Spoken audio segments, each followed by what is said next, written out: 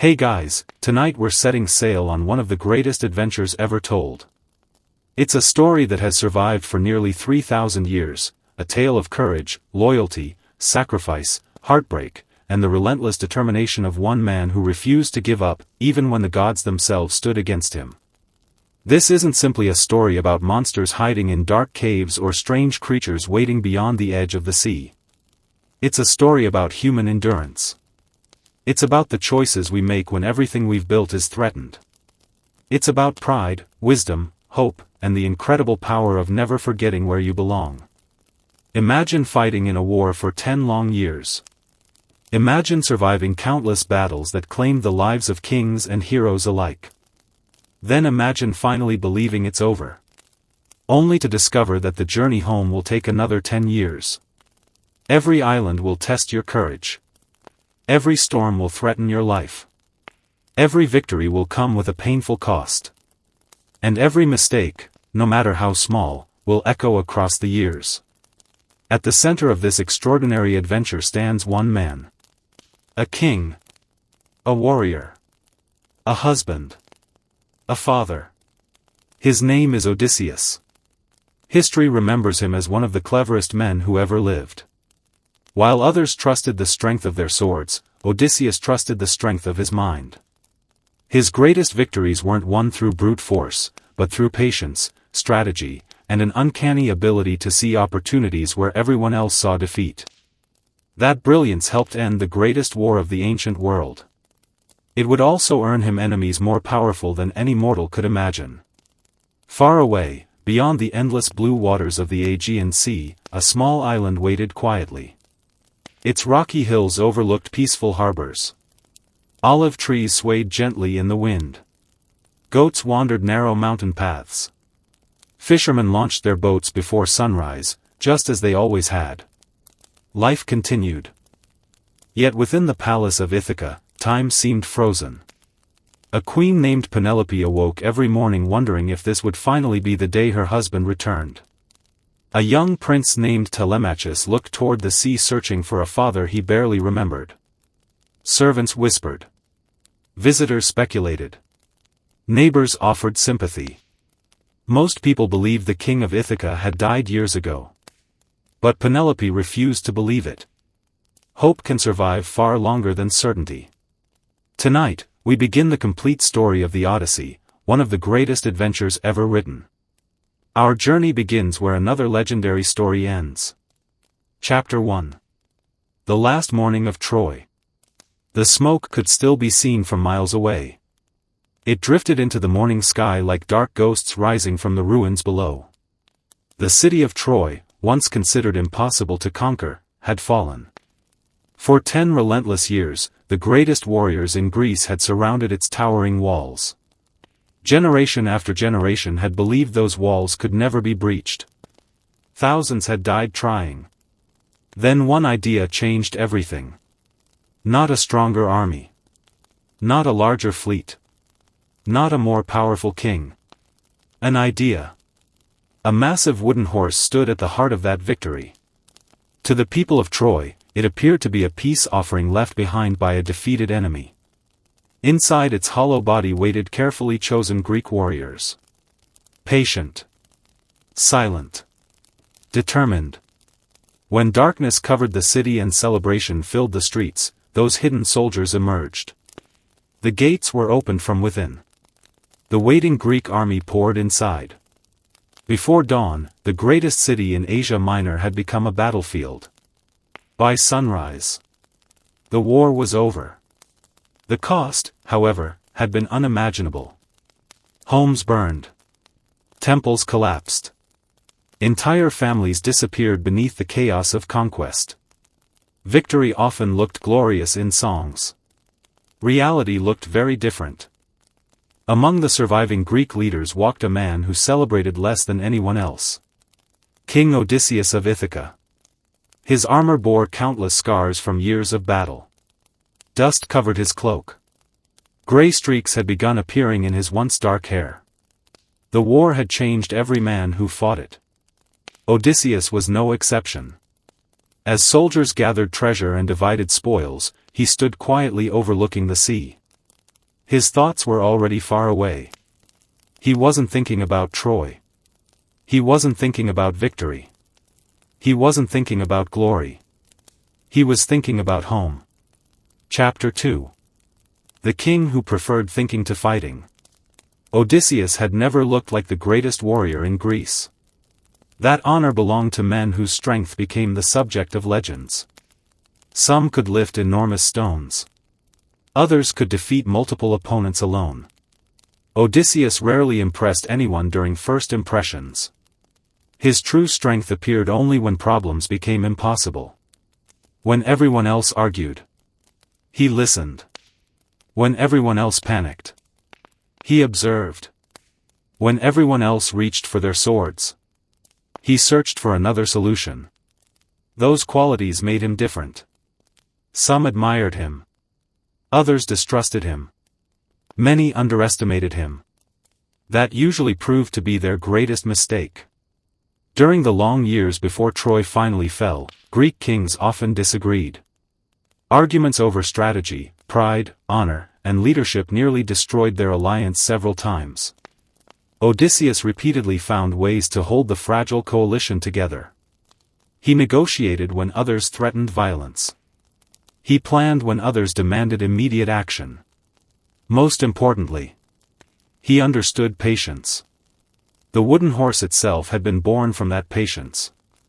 Many warriors laughed when the idea was first suggested. Hide inside a giant wooden horse. Pretend to sail away. Trust the enemy to bring it inside their own walls. It sounded ridiculous. Until it worked. History would remember the victory. Very few people would remember how close the plan had come to failing. Now, standing beside the sea, Odysseus felt no desire for more legends.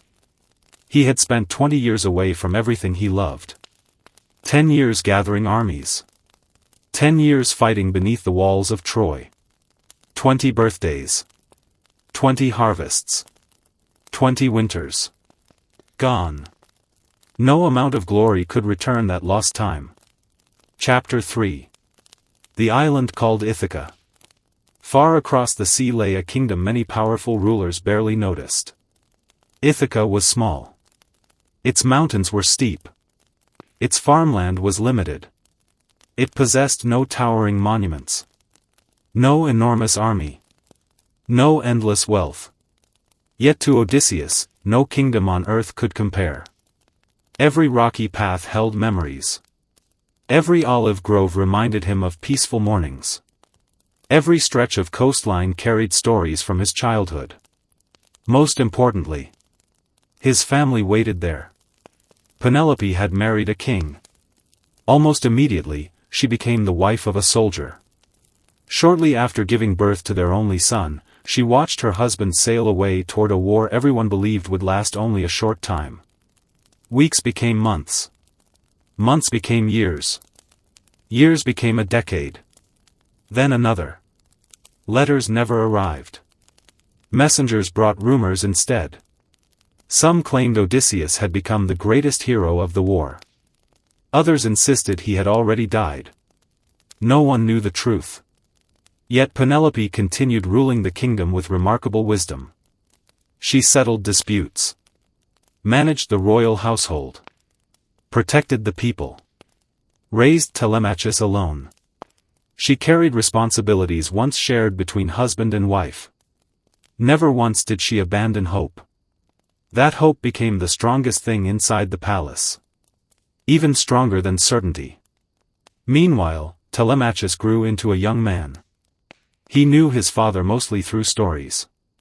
Some described an unmatched strategist. Others described a fearless explorer.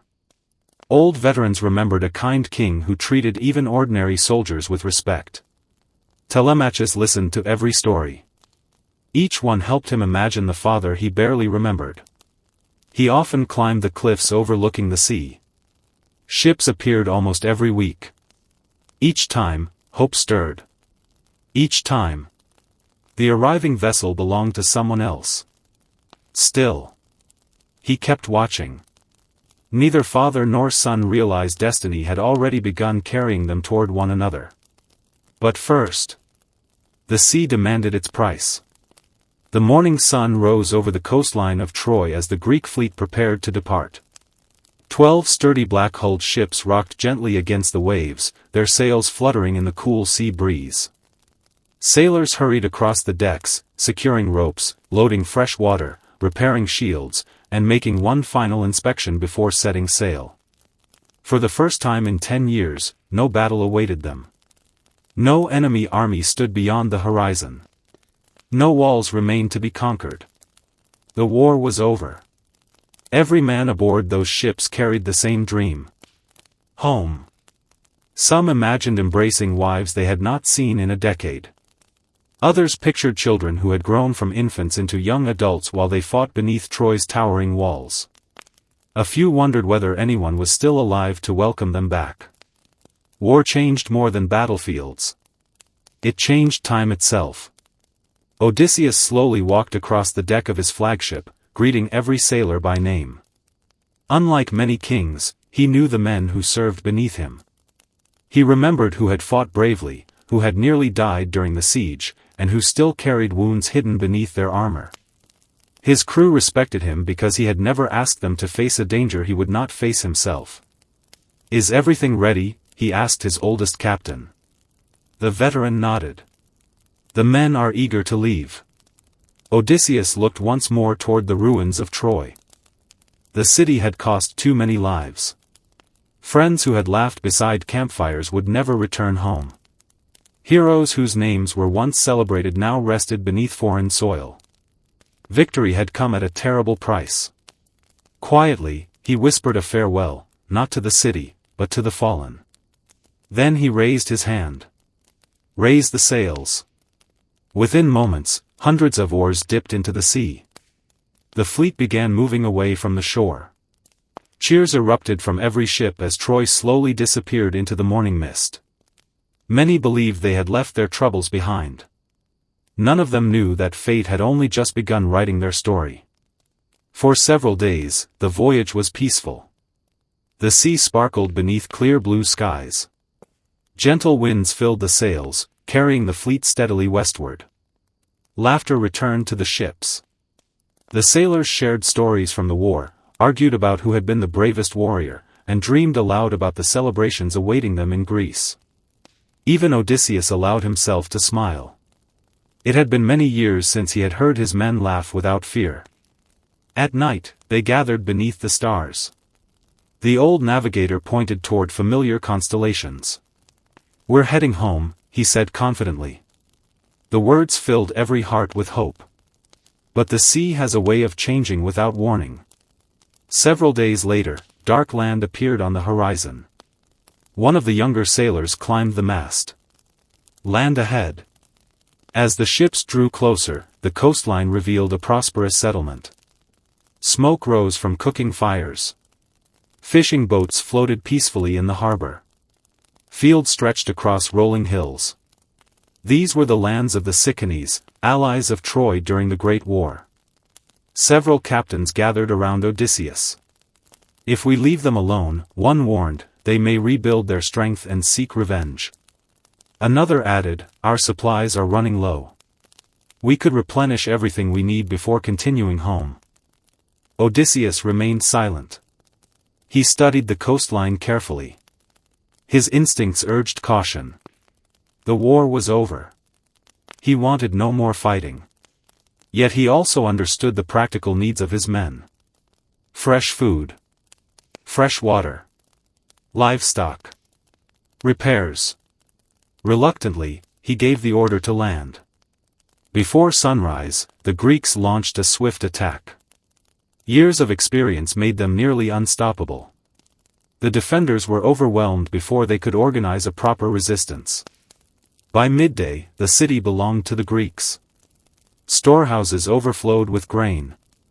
Large jars of wine filled the streets. Healthy cattle grazed nearby. Everything the fleet needed for the voyage home was suddenly within reach. Odysseus immediately recognized the danger. "Load the ships," he ordered. "We leave before sunset." His officers began carrying supplies toward the harbor. But many soldiers had different plans. "We've earned this," one laughed while lifting a cup of wine. 10 years of war deserve one night of celebration. Soon music echoed through the captured town. Large fires were lit. Fresh meat roasted over glowing coals. Wine flowed freely. The discipline that had carried the Greeks through countless battles slowly disappeared beneath laughter and celebration. Odysseus walked among them. Again and again he urged them to leave. Again and again they ignored him. Far beyond the hills, surviving warriors from the Cyclades had already begun gathering reinforcements. Messengers rode through neighboring villages. Experienced fighters answered the call. Throughout the night, an army assembled. Just before dawn, they attacked. The celebration ended instantly. War cries shattered the morning silence. Spears flew through the air. Bronze clashed against bronze. Men who had fallen asleep beside campfires awoke to chaos. Odysseus grabbed his shield and rushed toward the fighting. To the ships, he shouted, "Stay together." His veterans obeyed immediately. But many younger soldiers panicked. Some fled in every direction. Others were surrounded before they reached the shoreline. The battle raged for hours. Every step back toward the sea cost another life. At last, the surviving Greeks pushed through the enemy lines and reached their ships.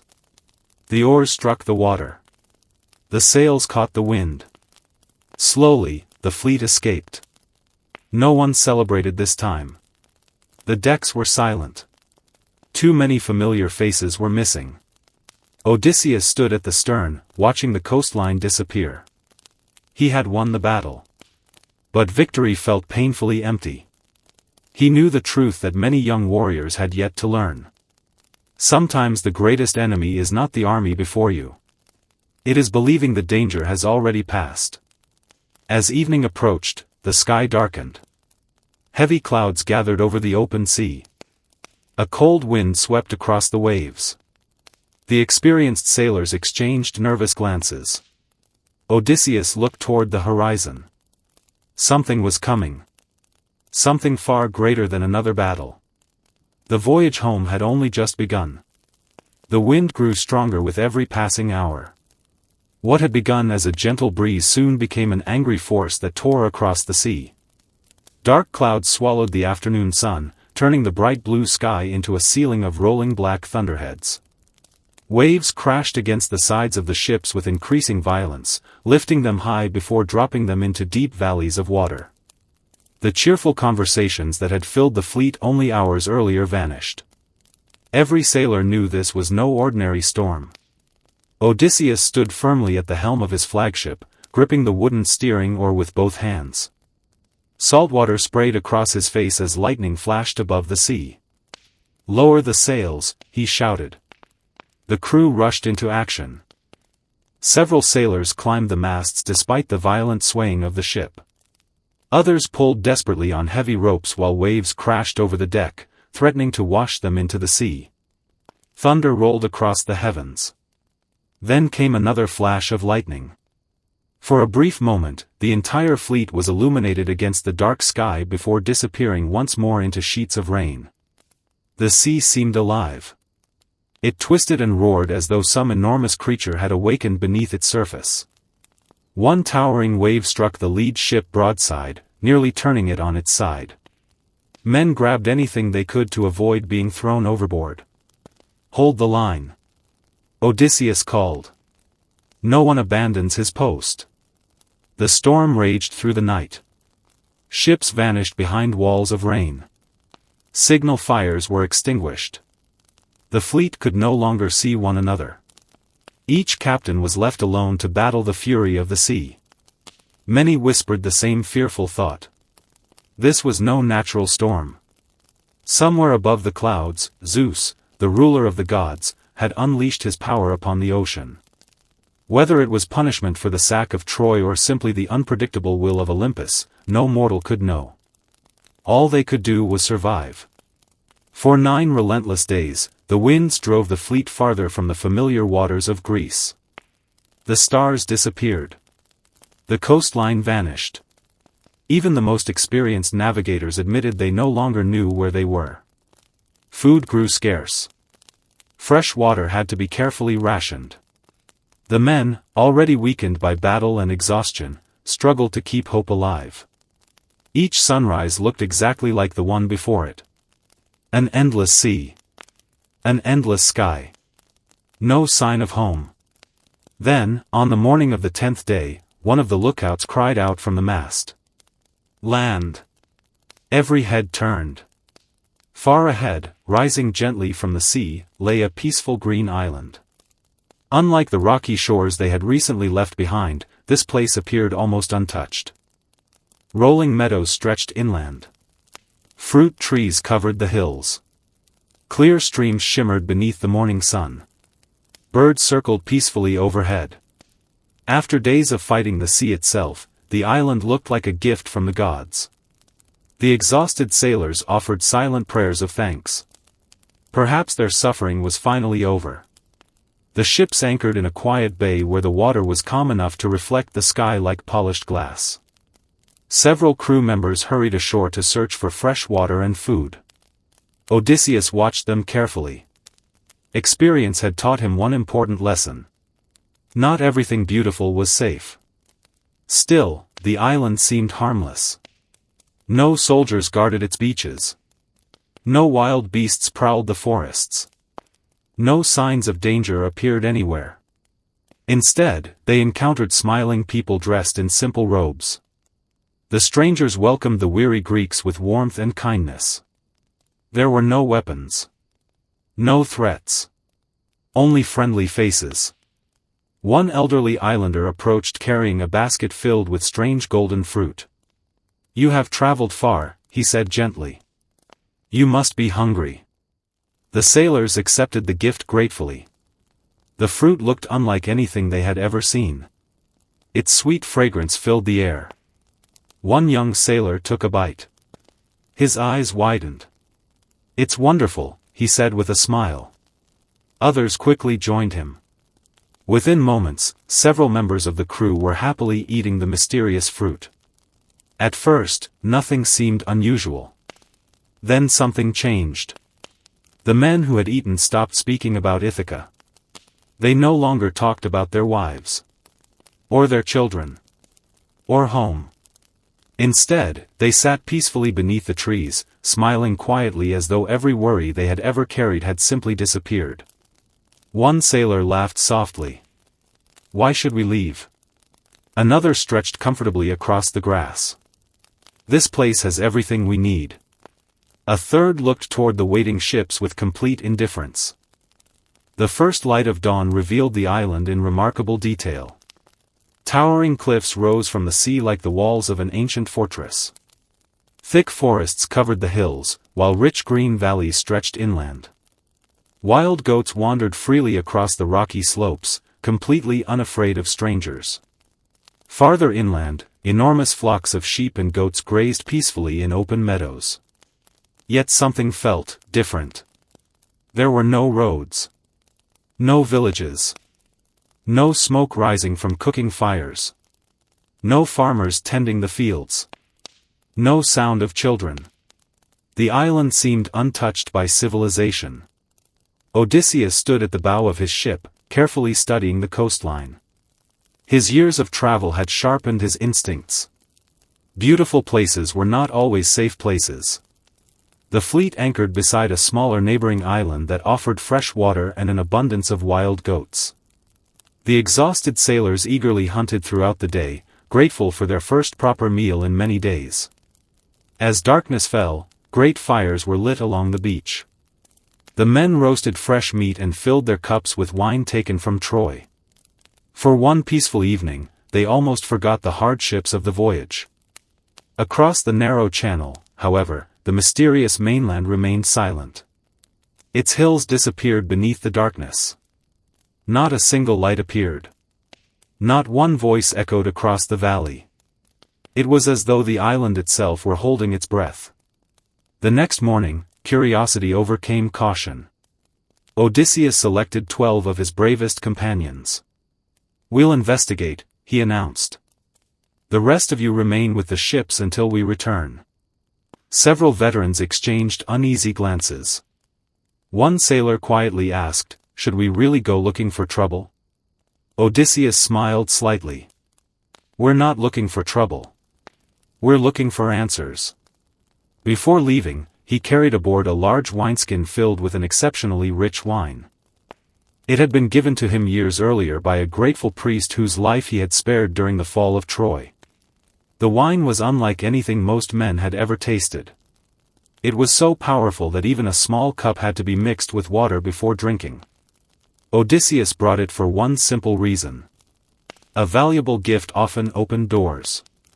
With 12 companions following behind, he crossed the narrow stretch of water and climbed onto the unfamiliar shore. The deeper they traveled inland, the stranger the island became. Fruit trees grew wild without anyone harvesting them. Vines climbed over ancient rocks. Streams flowed through untouched meadows. Nature flourished. Human civilization did not. Eventually, they discovered an enormous cave built into the side of a hill. Outside stood huge wooden pens overflowing with sheep and goats. Inside the cave rested towering shelves filled with wheels of cheese. Large bowls overflowed with fresh milk. Clay jars lined the walls. Someone clearly lived here. One of the sailors whispered excitedly. "We should take the food and leave." Another agreed immediately. "No one will even know we were here." Several others nodded. The supplies before them could feed the crew for weeks. Odysseus considered the suggestion. It was sensible. Quick. Safe. Yet another thought entered his mind. Perhaps the owner would welcome travelers according to the ancient laws of hospitality. Among the Greeks, strangers were sacred. A traveler was offered food, drink, and shelter before being asked his name. Even Zeus himself was believed to watch over guests and hosts alike. Perhaps whoever lived here followed those same customs. Odysseus made his decision. "We wait." His companions looked at one another in disbelief. Wait? For what? The owner. Some groaned quietly. Experience had taught them that waiting for unknown strangers rarely ended well. Still. Their king had spoken. Hours passed. The afternoon slowly faded into evening. Then. The ground began to shake. Heavy footsteps echoed across the valley. Each step sounded like thunder striking the earth. The sheep outside suddenly became restless. Odysseus and his men moved deeper into the shadows of the cave.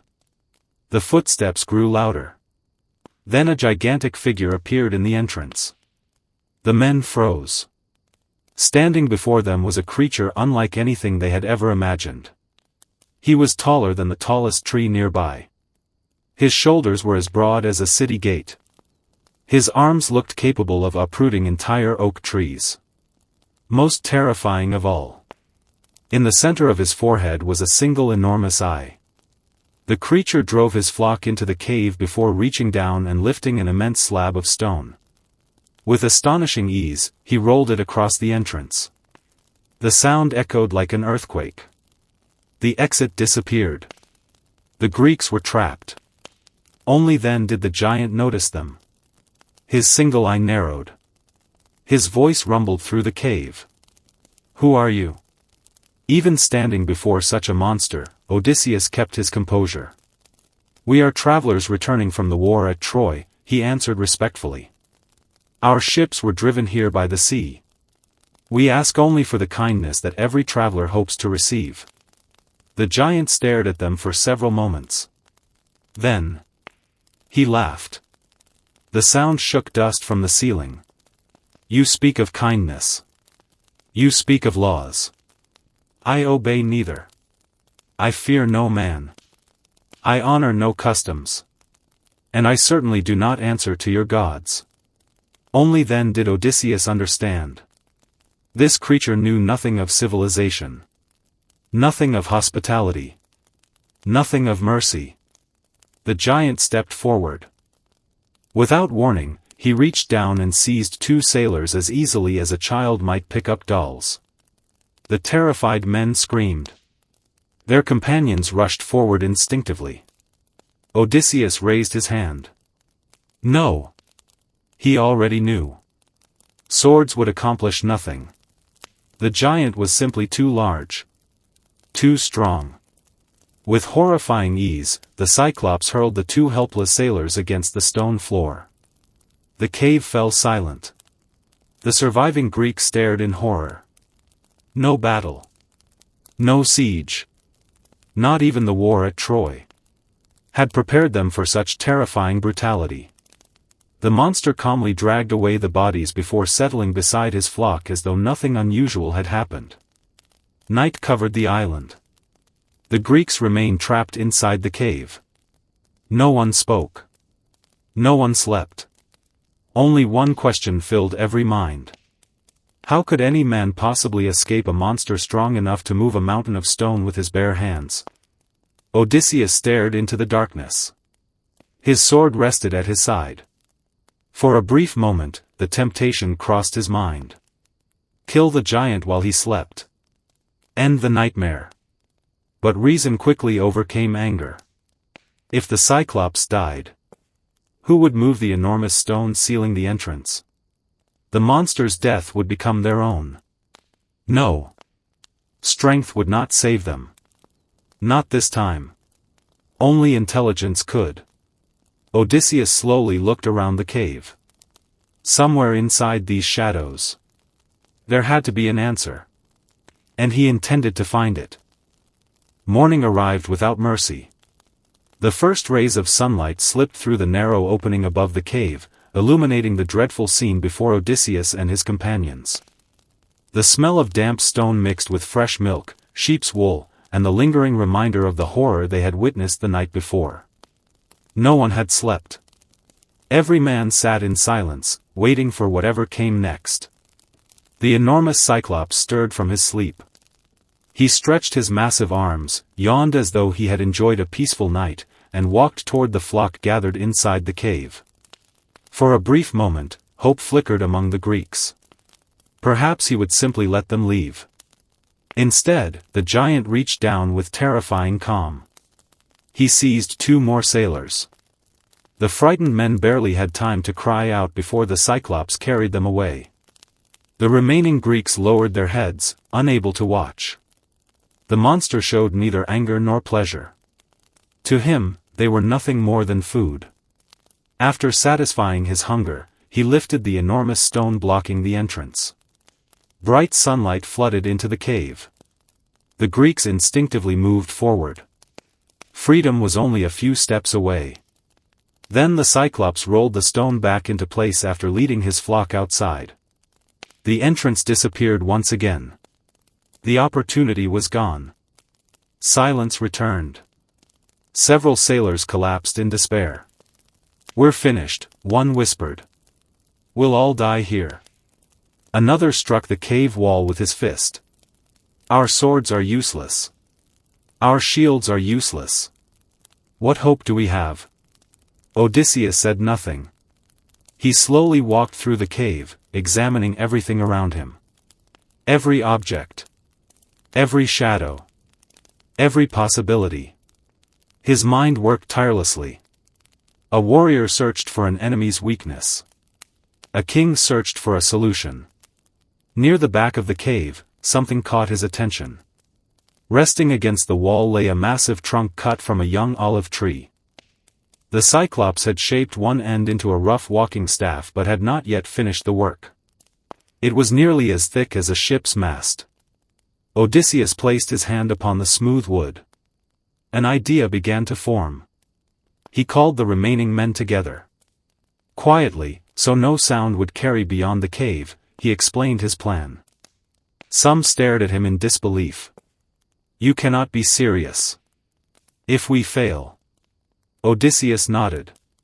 "If we do nothing, we die anyway." No one argued after that.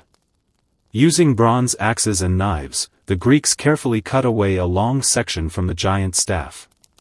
They sharpened one end until it became an enormous point. Hour after hour they worked, smoothing the wood and shaping it into a deadly spear. When they were finished, Odysseus ordered the point held above the fire. Slowly, the flames hardened the wood. Smoke curled toward the cave ceiling. The sharpened tip darkened until it became as hard as iron. When the work was complete, they hid the weapon beneath piles of straw and animal dung. It was an unpleasant hiding place. But the Cyclops would never think to search there. Now they waited. The longest hours of their lives passed in complete silence. As the sun began to set, the heavy footsteps returned. The ground trembled once more. The flock entered first. Then the Cyclops appeared in the entrance carrying bundles of firewood across one shoulder. Again he rolled the gigantic stone into place. Again the cave became a prison. The giant milked his sheep with practiced hands before preparing another meal. The Greeks watched helplessly. Once more, 2 unfortunate sailors were dragged away. The cries echoed briefly. Then all was silent. Odysseus forced himself to remain calm. Anger would ruin everything. Patience had carried him through the war at Troy. Patience would have to save them now. When the giant had finished eating, Odysseus stepped forward carrying the large wineskin he had brought from Troy. "Great master," he called. "I have brought you a gift." The Cyclops looked down with curiosity. "A gift? A drink unlike any you have ever tasted." The giant grabbed the wineskin and raised it to his lips. The rich wine flowed freely. His single eye widened. Never before had he tasted anything so sweet. So strong. So rich. He drank again. And again. Within minutes, the entire cave smelled of fine wine. The giant laughed loudly. "What is this wonderful drink?" "It is wine," Odysseus replied. "A gift from my homeland." The Cyclops demanded more. Odysseus gladly poured another cup. The monster swallowed it without hesitation. His words began to slur. His movements slowed. Even a creature of his immense size could not escape the power of such strong wine.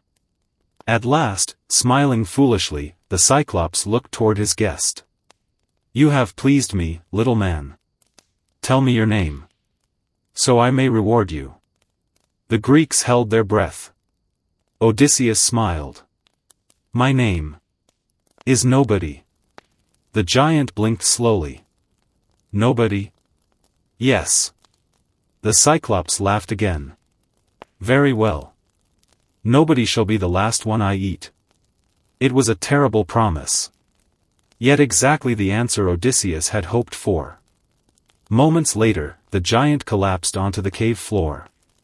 Within seconds, thunderous snores echoed from the darkness. Odysseus rose immediately. Now, the hidden spear was uncovered. The sharpened point glowed red in the fire. 4 men joined Odysseus, each gripping the heavy shaft with every ounce of strength they possessed. Together they approached the sleeping giant. One final look. One deep breath. Then, push. With all their strength, they drove the burning point directly into the Cyclops' single eye. A terrible scream exploded through the cave. The giant leaped to his feet, roaring in agony. He tore the smoking stake from his face as blood poured down his cheeks. The mountain itself seemed to shake. Outside, other Cyclopes heard the cries. They hurried toward the cave and shouted from beyond the stone. "What has happened? Who is hurting you?" Still screaming in pain, the blinded giant answered the only way he could. "Nobody. Nobody is killing me." Silence followed. Then one voice called back. "If nobody is harming you, then surely the gods have sent your suffering. There is nothing we can do." One by one, the other Cyclopes walked away. Odysseus closed his eyes. The trick had worked. But the most dangerous part of the plan still remained. They were free from the giant's eye. They were not yet free from his cave. Outside, dawn was slowly beginning to brighten the eastern sky. Inside, the blinded Cyclops stumbled toward the entrance. With a furious roar, he pushed aside the enormous stone. For the first time since entering the cave, the way home stood open. But the giant remained standing directly in front of it. And no man could slip past those enormous hands unnoticed. Odysseus looked toward the flock gathering near the entrance. Then another idea entered his mind. One final gamble. One final chance. One final test of the cleverness that had brought down the city of Troy. The cave echoed with the furious roars of the blinded Cyclops. His single eye, once sharp enough to spot a bird soaring high above the cliffs, was now nothing more than a burning wound. He stumbled from side to side, slamming his enormous fists against the stone walls, sending dust and loose rocks crashing onto the cave floor. Every step he took shook the ground beneath the Greeks. Odysseus motioned for his companions to remain perfectly still. One careless sound. One misplaced breath. And everything they had fought for would end inside this cave. The giant staggered to the entrance. With an angry grunt, he rolled away the massive stone that sealed the cave. Bright morning sunlight poured inside for the first time since the Greeks had been trapped. Freedom was only a few steps away. Yet the Cyclops stood directly in the opening. He spread his enormous arms across the exit. "No one leaves," he thundered. Unable to see, he relied on his sense of touch. One by one, he reached down and felt the backs of every sheep as they prepared to leave for pasture. His fingers searched carefully. If he felt even the smallest human body among the animals, escape would be impossible. The Greeks watched silently. The plan had reached its most dangerous moment. Odysseus glanced toward the largest rams in the flock. Their thick wool nearly brushed the ground. An idea had come to him during the night. Now it was time to trust it. Working as quietly as possible, he tied 3 sheep together with strips of woven cord. Beneath the middle animal, one sailor clung tightly to the heavy fleece, hidden from above by the bodies on either side. Again and again they repeated the process. Each surviving Greek hid beneath a ram, gripping the wool with aching hands. Odysseus saved the strongest animal for himself. The magnificent ram was larger than the others, its horns curved proudly and its thick fleece hung almost to the earth. He wrapped both arms around the animal's belly. "Whatever happens," he whispered, "do not let go." The flock slowly began moving toward the cave entrance. The blinded Cyclops reached down. His enormous hands slid across the backs of each sheep. He felt their wool. Their horns. Their shoulders. But he never thought to search beneath them. One by one. The sheep passed. One by one. The hidden Greeks slipped into the morning sunlight. Every heartbeat felt like an eternity. Finally, the great ram carrying Odysseus approached the entrance. The Cyclops rested both hands upon the animal. A deep sadness entered his voice. "My old friend," he murmured. "You are always the first to leave. Why do you walk so slowly today? Do you mourn with me because that wicked stranger has stolen my eye?" The giant gently stroked the ram's head. Odysseus remained absolutely still. Another second. Then another. At last, the Cyclops removed his hands. The ram continued walking. Odysseus had escaped. The moment every man reached a safe distance from the cave, they released the sheep and sprinted toward the shoreline. Behind them, the Cyclops continued shouting in frustration, unaware that his prisoners had already fled. The Greeks reached their ship breathless. "Push!" Odysseus shouted. The sailors shoved the vessel into the surf. Oars struck the water. The ship surged forward. Only when they had reached deeper water did the men finally allow themselves to believe they were alive. Cheers erupted across the deck. Some laughed. Others fell to their knees in relief. Several embraced one another, unable to believe they had survived.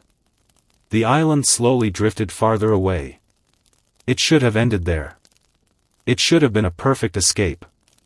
But victory has a dangerous companion. Pride. Standing at the stern, Odysseus looked back toward the shore. The blinded Cyclops still stumbled among the rocks, roaring with rage. The king felt a sudden urge to speak. One sailor grabbed his arm. "My lord. Leave him. We've escaped. Let's go." Odysseus ignored the warning. He cupped his hands around his mouth. "Cyclops," he shouted across the water. "If anyone asks who blinded you, tell them it was a man who refused to become your meal." The giant froze. He turned toward the sound of Odysseus' voice. With an enraged roar, he ripped an enormous boulder from the mountainside and hurled it toward the sea. The rock crashed into the water only a short distance from the ship. The enormous wave nearly dragged the vessel back toward the shore. The sailors fought desperately at their oars until they escaped the powerful current. Again one of the crew pleaded. "Please. Enough. Do not provoke him." Odysseus looked back once more. The temptation proved too strong. His pride demanded recognition. His victory demanded a name. He drew a deep breath. "My name is Odysseus. I am the son of Laertes, king of Ithaca. If anyone asks who defeated you, remember my name." Silence followed. Then, the giant slowly lifted both hands toward the sky. His expression changed. The anger in his face became something far more dangerous. A prayer. "Hear me, Father. If truly I am your son, if my blood belongs to the ruler of the sea, grant me this one request." Odysseus felt the joy leave his heart. The sailors stared at one another in horror. "Father?" The Cyclops continued. "May Odysseus never reach his home. But if fate refuses, if he must return, let him arrive alone. Let every companion perish. Let him lose every ship. Let sorrow be his only companion. And when he finally reaches his kingdom, may trouble already be waiting for him." The sea fell strangely silent. No wind. No waves. No birds. Only stillness. Far beyond the horizon, something ancient had heard the prayer. Far beneath the endless sea, Poseidon, god of the oceans, slowly opened his eyes. The ruler of every wave. The master of every storm. The father of the Cyclops. His son had been blinded. His blood had cried out for justice. And the god listened. A cold wind swept across the water. Dark clouds gathered in the distance. Odysseus watched the horizon uneasily. He had survived the greatest monster he had ever encountered. Yet deep inside, he realized something terrible. The Cyclops had never been his greatest enemy. That enemy had only just awakened. As the ship sailed away from the island, the sea around them slowly darkened. Somewhere ahead lay countless more islands. New allies.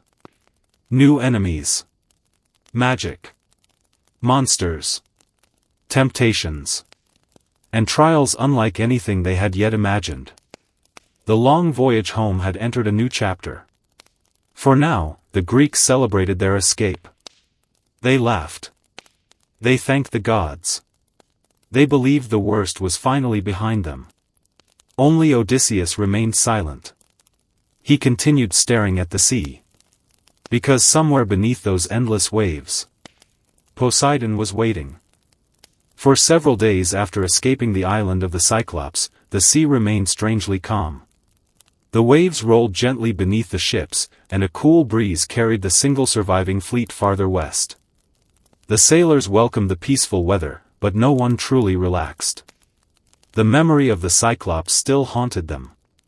At night, some awoke from terrible dreams, hearing again the giant's roar echoing through the cave.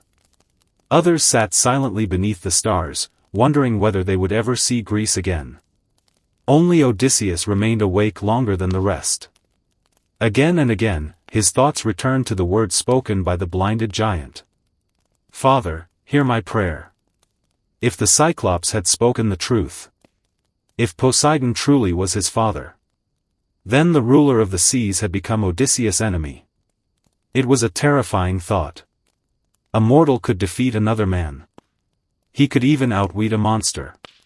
But how could anyone overcome a god? Still, there was no turning back. The only path led forward. A floating kingdom.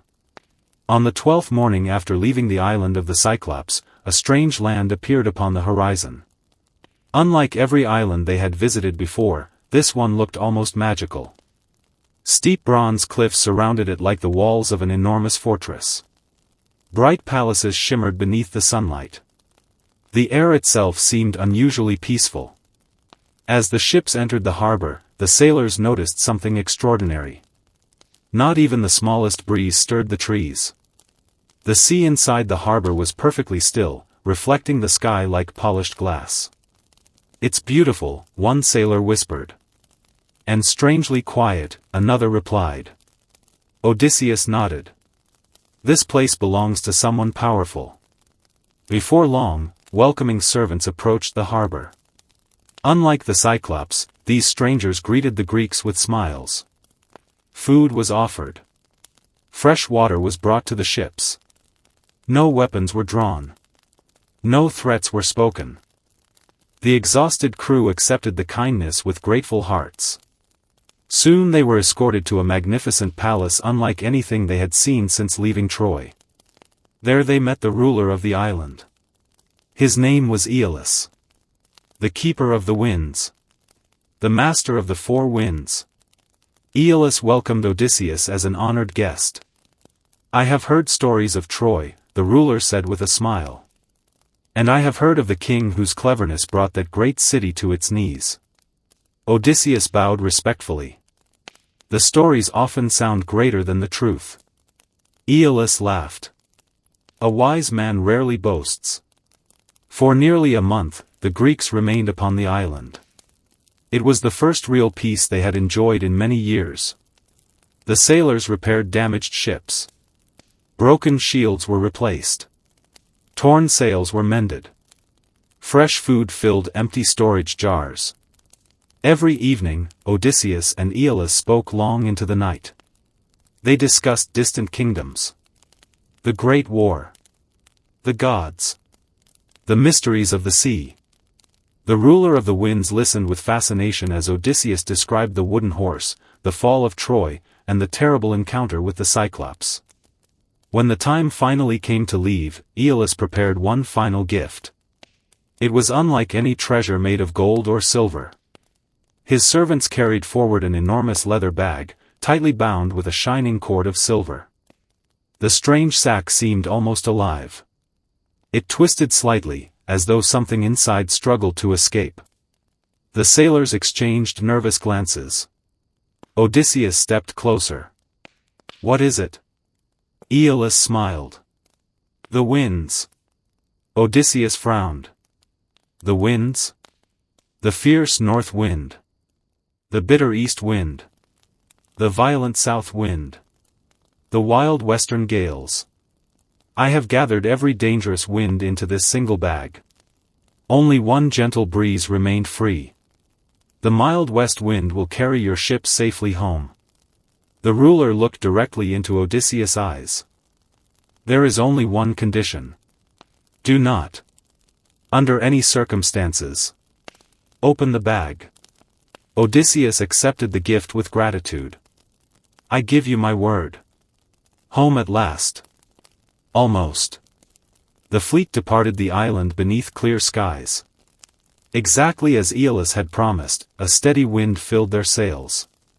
The voyage became remarkably easy. Day after day the ships traveled west. The sea remained calm. No storms appeared. No monsters rose from the depths. Hope returned to every heart. The sailors laughed once more. Each sunset carried them closer to home. Each sunrise brought fresh excitement. Odysseus personally guarded the mysterious leather bag. He kept it beside him at all times. No one touched it. No one questioned it. At least, not at first. 9 days passed. 9 peaceful days. Then, on the morning of the 10th day, a cry echoed from the mast. Land! Every sailor rushed to the side of the ship. Far across the sparkling sea, mountains rose above the horizon. Smoke drifted upward from distant villages. White buildings clung to rocky hillsides. Odysseus' heart nearly stopped. Ithaca. After 20 long years, his home was finally within sight. Some men wept openly. Others embraced one another. Several fell to their knees, thanking the gods. Odysseus could hardly believe it. Every sacrifice, every battle, every loss, had led to this moment. But there was one problem. For 9 straight days, Odysseus had barely slept. Determined to protect Aeolus' gift, he had remained awake almost without rest. Now, with home visible before him, his exhausted body could fight no longer. "I'll rest only for a little while," he told his captain. "Wake me if anything changes." Within moments, the king of Ithaca fell asleep. The fatal mistake. At first, nothing happened. The ships continued steadily toward Ithaca. The sailors whispered among themselves. Then one young crewman glanced toward the leather bag. "Have you ever wondered what's inside?" Another shrugged. "The king says it belongs to Aeolus. But why guard it so carefully?" A third sailor lowered his voice. "What if it's treasure?"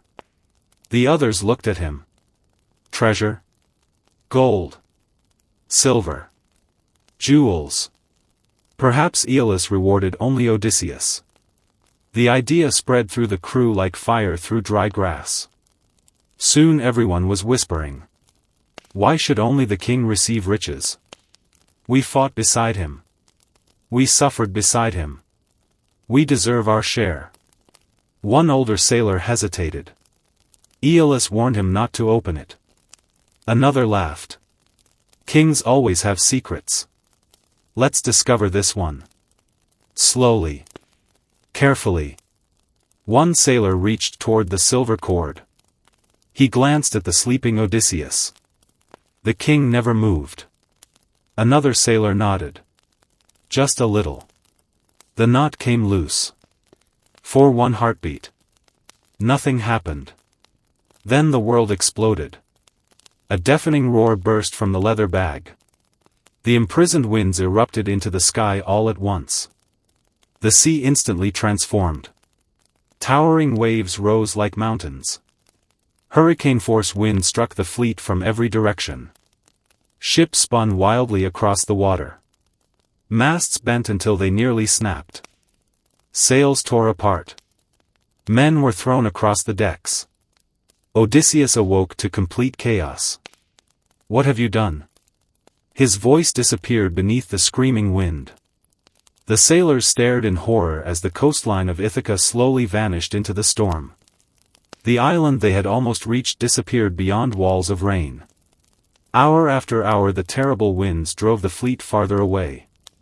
By sunset, home was gone. Again. The men stood silently upon the shattered decks. Some cried. Others buried their faces in their hands. No one dared meet Odysseus' eyes. The king himself said nothing. His expression told the entire story. After coming closer than ever before, they had lost everything. Not because of monsters. Not because of the gods. But because of greed. And somewhere beneath the darkening sea, Poseidon smiled. The storm did not end quickly. For days, the unleashed winds hurled Odysseus' lone fleet across the open sea, tossing the ships like leaves caught in a raging river. Rain lashed the decks. Waves crashed over the rails. Sailors fought simply to keep the vessels afloat. No one spoke. No one dared blame another. Every man already knew who was responsible. The memory of Ithaca disappearing into the mist haunted them all. Odysseus stood silently at the helm. He did not shout. He did not punish anyone. His disappointment weighed more heavily than anger ever could. At last, after many exhausting days, the storm weakened. The clouds slowly drifted apart, revealing a familiar coastline. One sailor rubbed his eyes in disbelief. "My lord, isn't that?" Odysseus looked toward the shore. It was the floating island of Aeolus, the keeper of the winds. Hope stirred once again. "Perhaps," one sailor whispered, "he will help us a second time." The fleet entered the harbor. Everything looked exactly as they remembered. The peaceful waters. The shining palace. The gentle breeze. Servants recognized the returning Greeks and hurried to inform their king. Soon, Odysseus stood before Aeolus once more. The ruler of the winds looked surprised. "You have returned so soon." Odysseus lowered his head. "We failed." He explained everything. The sleepless voyage. The sight of Ithaca. His exhausted sleep. The sailors opening the leather bag. The terrible storm. Aeolus listened without interruption. When the story ended, silence filled the great hall. The ruler slowly rose from his throne. His expression had changed. Not to anger, but to sorrow. "You came closer to home than any man could hope. You were given a gift beyond price. And still fate turned against you." He looked long into Odysseus' eyes. Then he quietly stepped backwards. "I cannot help you." The Greeks stared at him in confusion. "My lord?" Odysseus asked. Aeolus shook his head. "No ordinary man suffers such endless misfortune. If the gods themselves have chosen to oppose you, then I dare not interfere." His voice remained calm. "To aid a man cursed by the gods would be to invite their anger upon my own people. I am truly sorry. But you must leave." The word struck harder than any weapon. Not because Aeolus was cruel. Because he believed there was no hope. For the first time, even a friend had become afraid to stand beside Odysseus. Without another word, the Greeks returned to their ships. The harbor that had once welcomed them now watched them depart in silence. As the island faded into the distance, one young sailor whispered, "Even the gods have abandoned us." Odysseus heard him. But he offered no reply. Deep inside, he feared the sailor might be right. Days without hope. The voyage that followed became the darkest yet. No favorable wind guided them. No friendly harbor appeared. Food supplies dwindled. Fresh water became scarce. The men's spirits sank lower with every passing sunrise. Some quietly questioned whether they would ever see Greece again. Others avoided speaking altogether. Each night, Odysseus studied the stars. He searched for familiar constellations. For signs. For direction. For hope. Yet the sea revealed nothing. Only endless water stretching beyond every horizon. Then, one morning, land appeared. A massive coastline rose before them. High cliffs surrounded a deep natural harbor unlike any they had ever seen. Tall forests covered the mountains. Rivers flowed into the sea. From a distance, it looked peaceful. Perhaps too peaceful. Several sailors smiled for the first time in many days. Fresh water. Food. Rest. One captain pointed toward the harbor. "It looks perfectly sheltered." Indeed, steep cliffs protected the entrance from every wind. Inside, the water was almost perfectly still. Most captains eagerly guided their ships into the narrow harbor. Odysseus hesitated. Something troubled him. The entrance looked unusually tight. If danger appeared, There would be little room to escape. After several moments of thought, he made his decision. My ship stays outside. His officers looked surprised. But the harbor is safe. Perhaps, Odysseus replied. But I trust my instincts. The remaining ships sailed inside.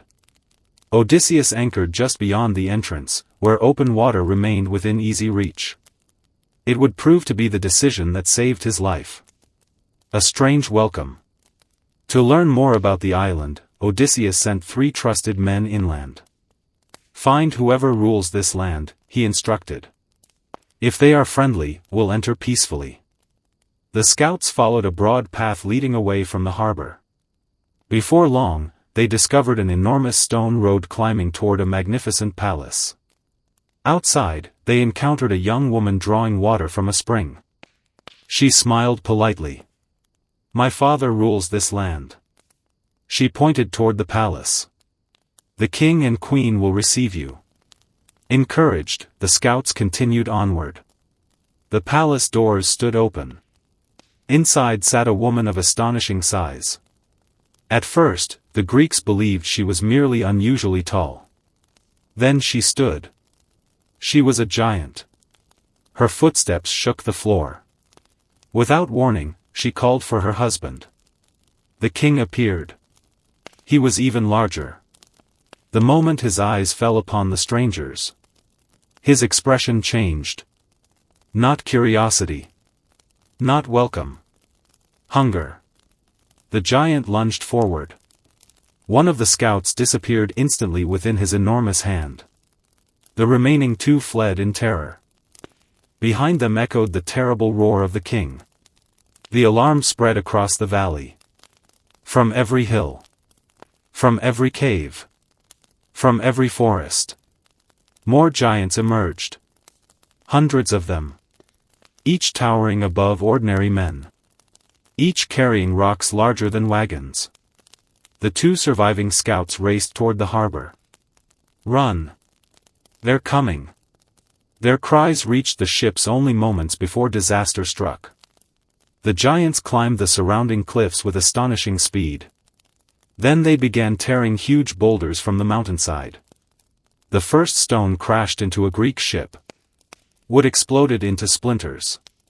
The vessel sank almost immediately. Another boulder struck a second ship. Then another. Panic swept through the harbor.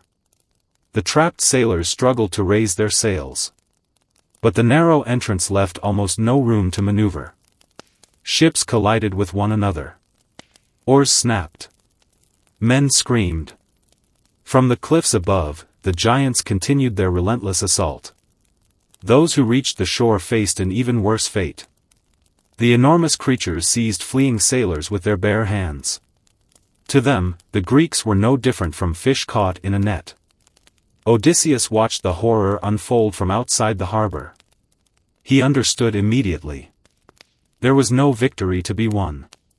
Only escape. Cut the ropes. He shouted. Row with everything you have. His crew obeyed without hesitation. The lone ship surged into the open sea. Behind them, the harbor became a place of destruction. One by one, the remaining ships vanished beneath the waves. The echoes of desperate cries slowly faded into silence. When evening finally arrived, Odysseus looked back. Nothing remained. The proud fleet that had sailed from Troy with 12 mighty ships had become a single vessel. Hundreds of loyal companions were gone forever. The surviving crew stood motionless. Many had lost brothers, friends, family. The sea around them felt impossibly empty. Odysseus closed his eyes. Each new step toward home demanded another terrible sacrifice. And somewhere ahead, an island waited where magic, not giants, ruled the land. Its mistress was a woman whose smile concealed powers beyond imagination. Her name was Circe. The sea was unusually quiet. After the massacre in the Valley of the Giants, no one aboard Odysseus' lone surviving ship had the strength to speak. The rhythmic splash of the oars echoed across the water, but the cheerful songs that once accompanied every voyage had disappeared. Only silence remained. Each sailor carried the weight of unbearable loss. Where 12 proud ships had once crossed the sea together, only one now sailed onward. Hundreds of friends had vanished. Brothers in arms who had survived the 10-year siege of Troy had been destroyed in a single afternoon. No glorious battle. No heroic last stand. Simply crushed beneath falling mountains and carried away by creatures who viewed men as little more than prey. Odysseus stood alone at the stern. The burden of leadership had never felt heavier. Every decision he made now affected the last survivors who still believed in him. He silently promised himself that no matter what lay ahead, he would not abandon them. Not while he still drew breath. A mysterious island. After several more days at sea, a new island slowly appeared through the morning mist. Unlike the land of the giants, this island seemed peaceful. Dense forests stretched from the shoreline to distant hills. Crystal-clear rivers sparkled beneath the sunlight. Birds flew freely above the treetops. From somewhere deep within the woods, thin columns of smoke drifted into the sky. Someone lived here. But whether friend or enemy, no one could yet tell. The exhausted sailors guided the ship into a sheltered bay. For the first time in many days, they stepped onto solid ground. Some immediately collapsed onto the warm sand, grateful simply to escape the constant movement of the sea. Others hurried to gather fresh water. Several men built small cooking fires. Odysseus, however, climbed a nearby hill. From its summit, he surveyed the entire island. The forest seemed endless. Then he saw it. Smoke. Not from a wildfire. From a chimney. "There is a house," he murmured. "Someone lives here." Returning to the beach, he gathered his remaining companions. "We must learn who shares this island." He divided the crew into 2 groups. One would remain behind to guard the ship. The other would explore the forest. The leader of the scouting party was Eurylochus, one of Odysseus' oldest and most trusted officers. "Take care," Odysseus warned. "If anything feels wrong, return immediately." Eurylochus nodded. "We'll be back before sunset." The palace in the forest. The scouts followed the rising column of smoke deep into the woods. As they walked, they noticed something unusual. Wild wolves emerged from between the trees. The sailors instantly reached for their weapons. Yet the animals did not attack. Instead, the wolves wagged their tails like loyal dogs greeting old friends.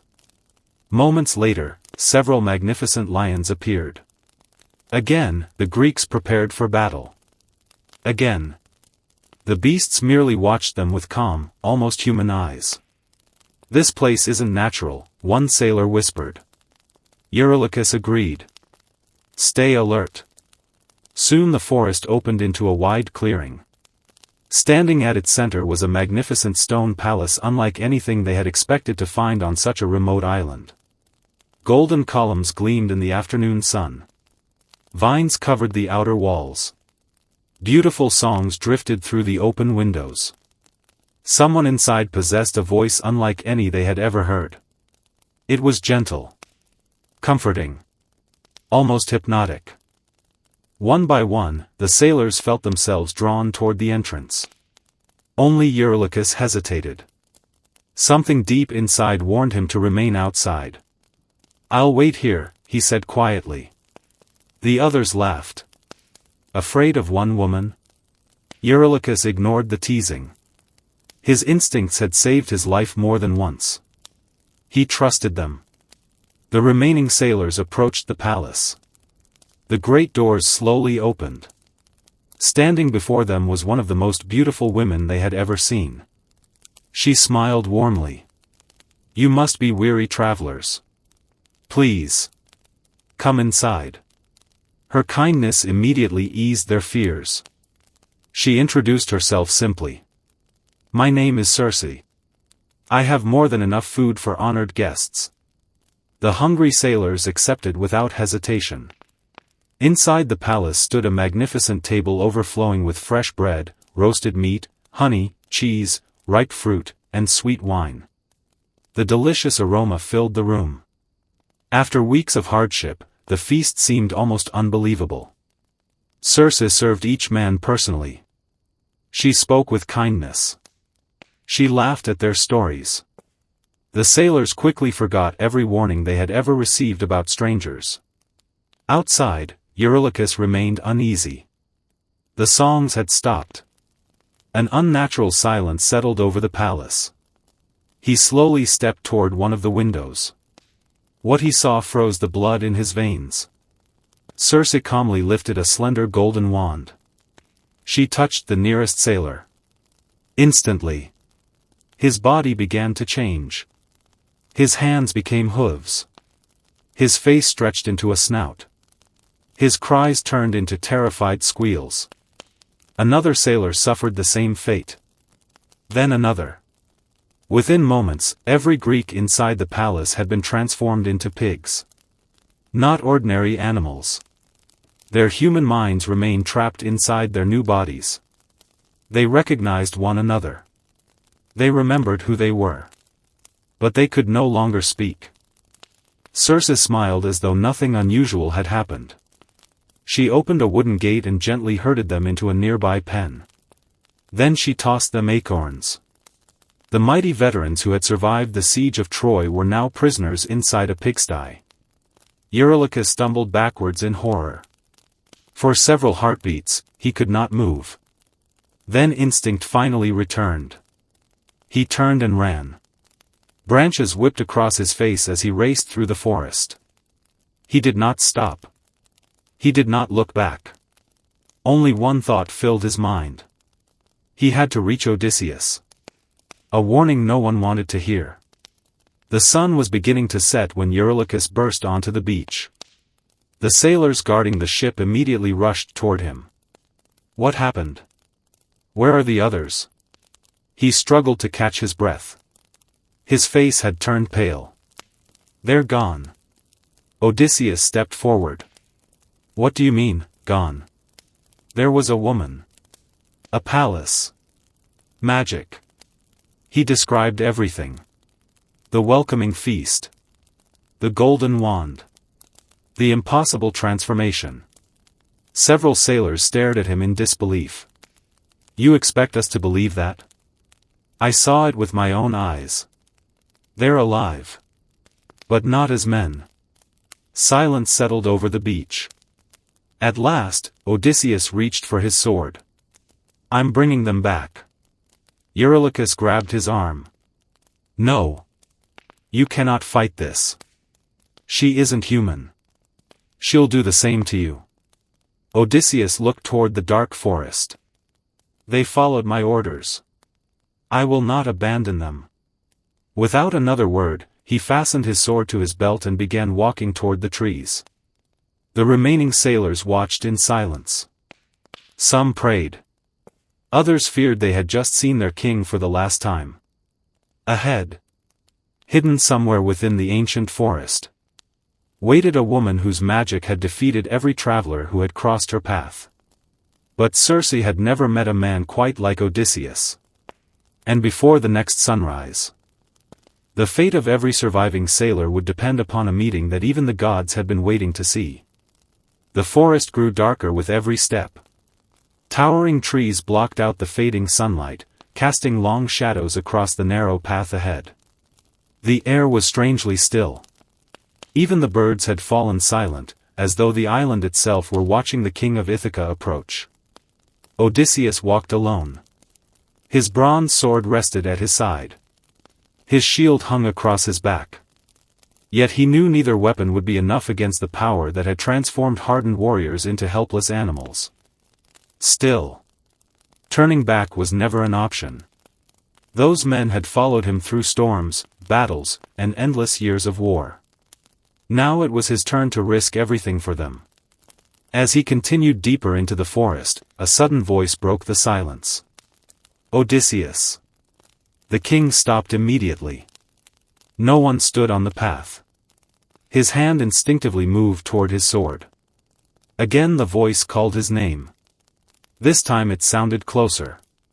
From behind an ancient olive tree stepped a young man dressed in a shining traveler's cloak. His appearance was calm, almost effortless, and his eyes seemed to hold a wisdom far beyond that of any ordinary mortal. Odysseus studied the stranger carefully.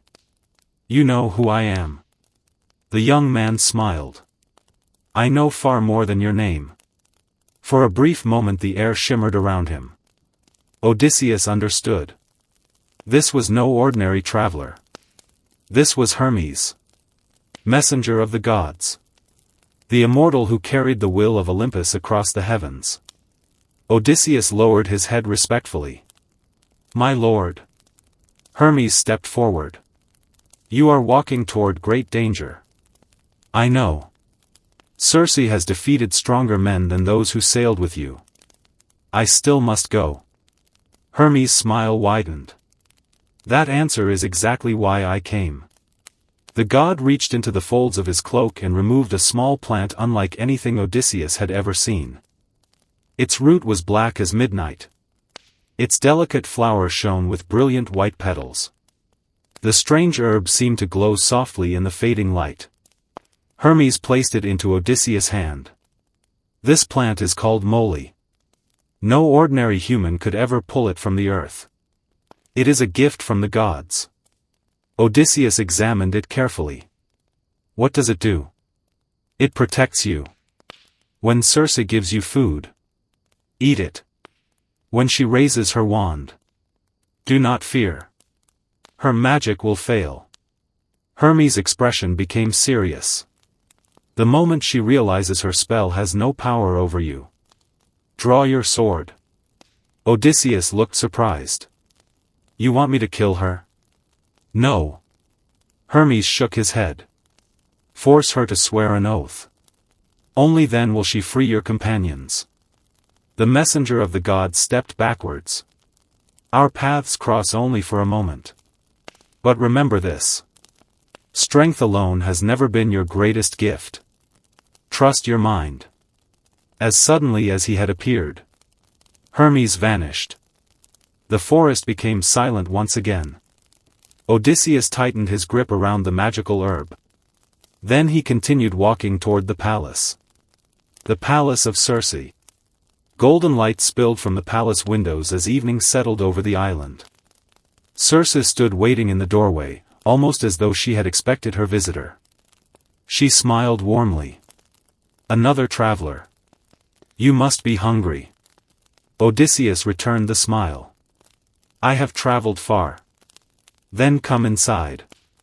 The palace appeared even more magnificent than Eurylochus had described. Beautiful tapestries covered the walls.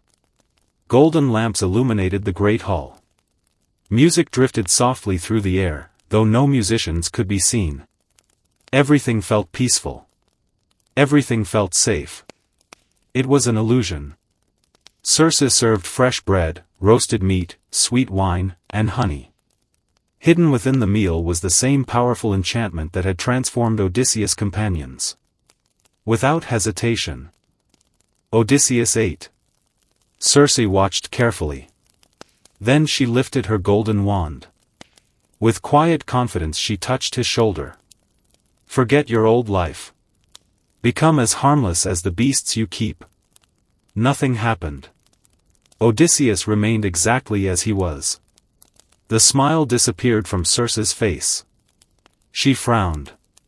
Again she struck him with the wand. Still. Nothing. For the first time in many years. Her magic had failed. The enchantress stepped backwards. Impossible. In one swift motion, Odysseus drew his bronze sword. The blade reflected the firelight as he advanced. Now it was Circe's turn to feel fear. She stumbled backwards until the edge of the blade rested only inches from her throat. "Who are you?" she whispered. "No ordinary man can resist my power. I am Odysseus of Ithaca. And I have come for my men." For several long moments neither moved. Then, to Odysseus' surprise, Circe laughed. Not with arrogance, but with admiration. So, the prophecy was true. She slowly lowered her wand. There was always meant to be one man beyond my magic. She carefully knelt before him. Put away your sword. I swear by the sacred river Styx. I will do you no further harm. Among both gods and mortals, no oath carried greater weight. To break such a promise invited terrible punishment from the gods themselves. Odysseus slowly lowered his weapon. Circe walked toward a nearby room. Moments later she returned carrying her golden wand once more. Without speaking, she led Odysseus to the animal pens outside. Inside, frightened pigs crowded together. The moment they saw their king, they rushed toward him, squealing desperately. Circe gently touched each animal with the wand. One after another. The enchantment disappeared. Hooves became hands. Snouts became faces. Within moments, the missing sailors stood once again as men. They stared down at their own hands in amazement. One laughed. Another burst into tears. Several embraced Odysseus, unable to believe they were free. Our king. You came back. I promised I would. An unexpected ally. The days that followed surprised everyone. Circe proved very different from the cruel enchantress the sailors had feared. She welcomed the Greeks into her palace. Fresh clothing replaced their worn garments. Their wounds were treated. Great feasts filled the evenings. Soft beds replaced the hard decks of their ship. For the first time in many years, the survivors truly rested. Week after week passed. Then months. The island became a peaceful refuge far from the dangers of the sea. Some sailors quietly wondered whether they should remain forever. But Odysseus never forgot Ithaca. Every sunrise reminded him of home. Every peaceful evening reminded him that Penelope still waited. One morning he approached Circe. My friends and I have rested long enough. My family has waited many years. I must continue. Circe nodded slowly. I knew this day would come. But before you can reach Ithaca, there is one final journey you must make. Odysseus looked at her curiously. What journey? Her expression became grave. You must travel somewhere no living man wishes to go. You must sail beyond the edge of the known world. You must enter the kingdom of the dead. Only there, she explained, could he find the spirit of the blind prophet Tiresias, the only soul who knew how Odysseus could finally reach home. A heavy silence settled over the hall. The underworld. Even the bravest warriors feared speaking its name. Odysseus had faced armies. Monsters. Giants. Witches. Now, his path would lead into the land where every mortal soul eventually journeyed. And not every spirit welcomed visitors. The greatest adventure of his life was about to become even darker. For several days after Circe revealed what lay ahead, an uneasy silence settled over the palace. The laughter that had recently filled the halls disappeared. Even the sailors who had enjoyed months of peace no longer spoke with the same confidence. The words echoed in every mind. The underworld. The kingdom of the dead. A place no living man willingly entered. A place from which almost no one ever returned. Odysseus spent the following morning standing alone beside the shoreline. Gentle waves rolled onto the black sand. The sea looked peaceful. Almost inviting. Yet somewhere beyond the western horizon lay a destination unlike any he had ever imagined. He had survived Troy. He had escaped the Cyclops. He had outwitted monsters, storms, and sorcerers. But death itself. How could anyone prepare for that? Circe's final instructions. As dawn painted the sky gold, Circe approached quietly. She carried a small leather scroll. You cannot simply sail into the land of the dead, she explained. There is only one path. She spread the map across a stone table. You must travel beyond Oceanus, beyond the lands known to ordinary sailors. There, where the sun rarely shines, you will discover a dark shoreline.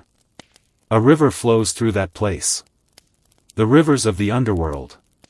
She pointed toward a distant mark. When you arrive, dig a trench. Pour offerings into the earth. Milk mixed with honey. Sweet wine. Fresh water. Then sprinkle barley over the ground. Finally, you must sacrifice a black ram and a black ewe. Their blood will summon the spirits. The sailors exchanged nervous glances. Circe continued. But listen carefully. When the souls rise from the darkness, do not allow any of them to drink the blood. Not until the prophet Tiresias arrives. He alone possesses the knowledge you seek. Odysseus listened without interrupting. What if other spirits try to reach me? They will. What if I recognize them? You will. What if they ask to speak? They will. Her voice grew softer. You must remain strong. Even when your heart tells you otherwise. Sailing beyond the edge of the world. The next morning, the Greeks prepared their ship once again. Although they had grown fond of Circe's island, none wished to delay any longer. Before they departed, Circe embraced several of the sailors. Then she turned toward Odysseus. You have earned many enemies. But you have also earned the respect of the gods. She smiled gently. May wisdom guide you where strength cannot. A favorable wind immediately filled the sails. The sailors looked upward. She's helping us. Odysseus nodded. One final gift. The island slowly disappeared behind them. Soon there was nothing but endless ocean. Hour after hour the ship sailed west. The sky gradually changed. Bright blue faded into pale gray. The sun seemed weaker. The air became colder. Birds disappeared. Even the sea grew strangely quiet. No dolphins followed the ship. No fish leapt across the waves. The farther they traveled, the more lifeless the world became. Days later, a thick mist surrounded the vessel. No stars appeared overhead. No moon lit the sky. The sailors gripped their oars tightly. One whispered, "I don't think we're in the world of the living anymore." No one answered. Because everyone felt the same. The shores of darkness. At last, the ship reached a bleak and silent coastline. The beach was black. The trees were twisted. Not a single leaf moved. Cold mist drifted endlessly above the ground. No birds sang. No insects buzzed. Only silence. It was unlike any place they had ever seen. "This is it," Odysseus said quietly. "The entrance." Following Circe's instructions exactly, the crew pulled the ship onto the shore. Together they gathered the offerings. Odysseus walked alone into the darkness. He found a lonely stretch of earth beside the river. Slowly, he dug a deep trench. Then he poured milk mixed with honey into the soil. Next came sweet wine. Then fresh water. Finally, he scattered barley across the ground. The air seemed to grow colder. The earth itself almost appeared to breathe. Taking a deep breath, Odysseus offered a prayer. "Hear me, spirits of those who came before. I seek only wisdom. I seek only the road home." With great respect, he sacrificed the 2 black sheep. Their blood flowed quietly into the trench. For one terrible moment, nothing happened. Then, the mist began to move. The dead awaken. A faint whisper drifted through the darkness. Then another. Then hundreds. The shadows surrounding the trench slowly thickened. Shapes emerged from the gray fog. Transparent figures. Countless souls. Old men. Young women. Children. Kings. Warriors. Every soul who had ever lived seemed to gather around the offering. The sailors watching from the ship felt terror unlike anything they had experienced in battle. Some covered their faces. Others trembled openly. Odysseus stood firm. His bronze sword remained drawn. Exactly as Circe had warned, the spirits rushed eagerly toward the blood. But Odysseus blocked them. Not yet. You must wait. The restless souls circled him endlessly. Their hollow eyes seemed filled with endless longing. Each desired only one drop of blood. One chance to remember life again. Then, a familiar face emerged from the darkness. Odysseus froze. He knew this man. It was Elpenor. One of his own sailors. The young man who had accidentally fallen from Circe's palace roof shortly before the Greeks departed. In their hurried preparations, they had left without burying him. Elpenor looked exactly as he had in life. Only paler. Sadder. My king, the spirit whispered. Odysseus lowered his sword slightly. My friend. I didn't know. Elpenor smiled sadly. I know. You never meant to leave me. But my body still lies upon Circe's island. My soul cannot rest. Promise me. When your journey here is finished. Return. Burn my body. Raise a proper grave. Do not leave me forgotten. Odysseus felt guilt tighten inside his chest. I swear it. You will receive every honor. Elpenor bowed gratefully. Then his spirit slowly disappeared into the mist. The silence returned once more. But only for a moment. Far deeper within the darkness, another figure slowly approached. Unlike the restless souls surrounding the trench, this spirit walked calmly. Confidently. His eyes seemed brighter than the others. He carried a staff. Though blind in life, he now saw more clearly than any living man. The prophet Tiresias had arrived. And the answers Odysseus had searched for across the seas were finally within reach. The mist swirled slowly across the dark river. Countless spirits remained gathered around the trench, their hollow eyes fixed upon the fresh blood. They drifted silently through the cold air, waiting for an opportunity to drink. Odysseus stood firm. His bronze sword remained raised. No soul would approach until the one he had traveled across the world to find had spoken. Then, the crowd of spirits slowly parted. An elderly man stepped forward. Though his earthly eyes had once been blind, he now moved with complete certainty, as if every secret of the universe lay open before him. In one hand he carried a long staff. His face was calm. Wise. Unshaken by the endless silence surrounding him. Odysseus recognized him immediately. Tiresias. The famous prophet stopped beside the trench. Only after Odysseus stepped aside did the old seer kneel and drink from the dark offering. Almost instantly, life seemed to return to his pale face. He slowly raised his head. Son of Laertes. His voice echoed strangely through the land of the dead. You have traveled farther than almost any living man. Odysseus lowered his sword. Great prophet.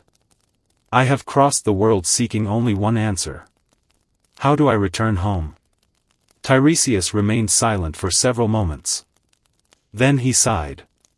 The road before you is still long. And filled with suffering. The word struck Odysseus like a cold wind. I feared as much. The prophet nodded. You have angered the earth shaker. Poseidon has not forgotten what happened to his son. The sea itself will continue to fight against you. Odysseus closed his eyes. So the Cyclops' prayer was heard. It was. Tiresias continued. But listen carefully. There is still a path home. The spirits around them grew silent, as though even the dead wished to hear the prophecy. The island of the sun. When you leave this place, Tiresias said. You will eventually reach the sacred island of the sun god. There graze the immortal cattle of Helios. They belong to no king. They belong to no nation. They are sacred. No man may harm them. Odysseus listened carefully. The prophet's voice became firmer. If your men leave those cattle untouched, you may yet reach Ithaca. It will not be easy. It will not be quick. But you will return. A small flicker of hope appeared inside Odysseus. Then Tiresias spoke again. But the single word seemed heavier than all the others. If even one man harms the sacred herd, disaster will follow. The ship will be destroyed. Your companions will perish. You alone will survive. And even then, you will not return home in triumph. You will arrive as a lonely stranger. A broken king. Odysseus remained silent. Every warning seemed impossible to ignore. Yet he also knew his sailors. After months of hunger, could they truly resist food standing before them? The prophet looked directly into his face. Remember these words. One careless choice can destroy everything. Trouble at home. Tiresias continued speaking. Your greatest battle has not yet been fought. Odysseus frowned. My greatest battle? Yes. It waits inside your own house. The king stared in confusion. My house? The prophet nodded. Many powerful men now gather there. They believe you are dead. They feast at your tables. They drink your wine. They slaughter your livestock. They consume your wealth. They pressure your faithful wife to choose a new husband. Odysseus felt his hands tighten around the hilt of his sword. Penelope. She still waits. She remains loyal. But her patience is tested every day. What of my son? He has become a man. He searches constantly for news of you. He too is surrounded by danger. A deep silence followed. For the first time in 20 years, Odysseus realized that even if he survived the sea, peace would not be waiting. Home itself had become another battlefield. One final journey. The prophet lowered his staff. There is still one final task after you reclaim your kingdom. Odysseus looked puzzled. Another journey? Yes. You must take an oar upon your shoulder and walk far inland. So far that the people you meet do not recognize what an oar is. When a traveler mistakes it for a farmer's winnowing fan, you will know your journey has ended. There you must build an altar. There you must offer sacrifice to Poseidon. Only then will the god finally release his anger. Odysseus listened without fully understanding. The prophecy seemed strange. Almost impossible. Yet Tiresias spoke with absolute certainty. When you have done these things, you will know peace.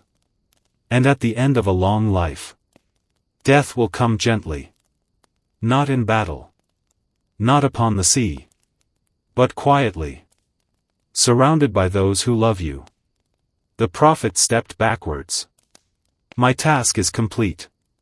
Slowly, his spirit disappeared into the darkness. A mother's voice. Odysseus remained standing beside the trench. His heart felt heavier than before. He now knew the road home. But he also knew the terrible cost that still lay ahead. As the mist shifted once more, another figure approached. Unlike Tiresias, this face stopped him completely. He whispered only one word. Mother. Standing before him was Anticlea. The woman who had raised him. The woman he had kissed goodbye before sailing to Troy 20 years earlier. She smiled gently. My son. Emotion overwhelmed him. He rushed forward instinctively. But the moment he tried to embrace her, his arms passed through empty air. She remained only a shadow. Only a memory. Only a soul. Tears filled his eyes. How are you here? When did you die? Anticlea looked at him with endless love. Not by sickness. Not by old age. My heart simply grew weary. I waited. And waited. And waited. But each passing year brought no word. My grief slowly consumed me. Odysseus lowered his head. He had survived war. Storms. Monsters. Magic.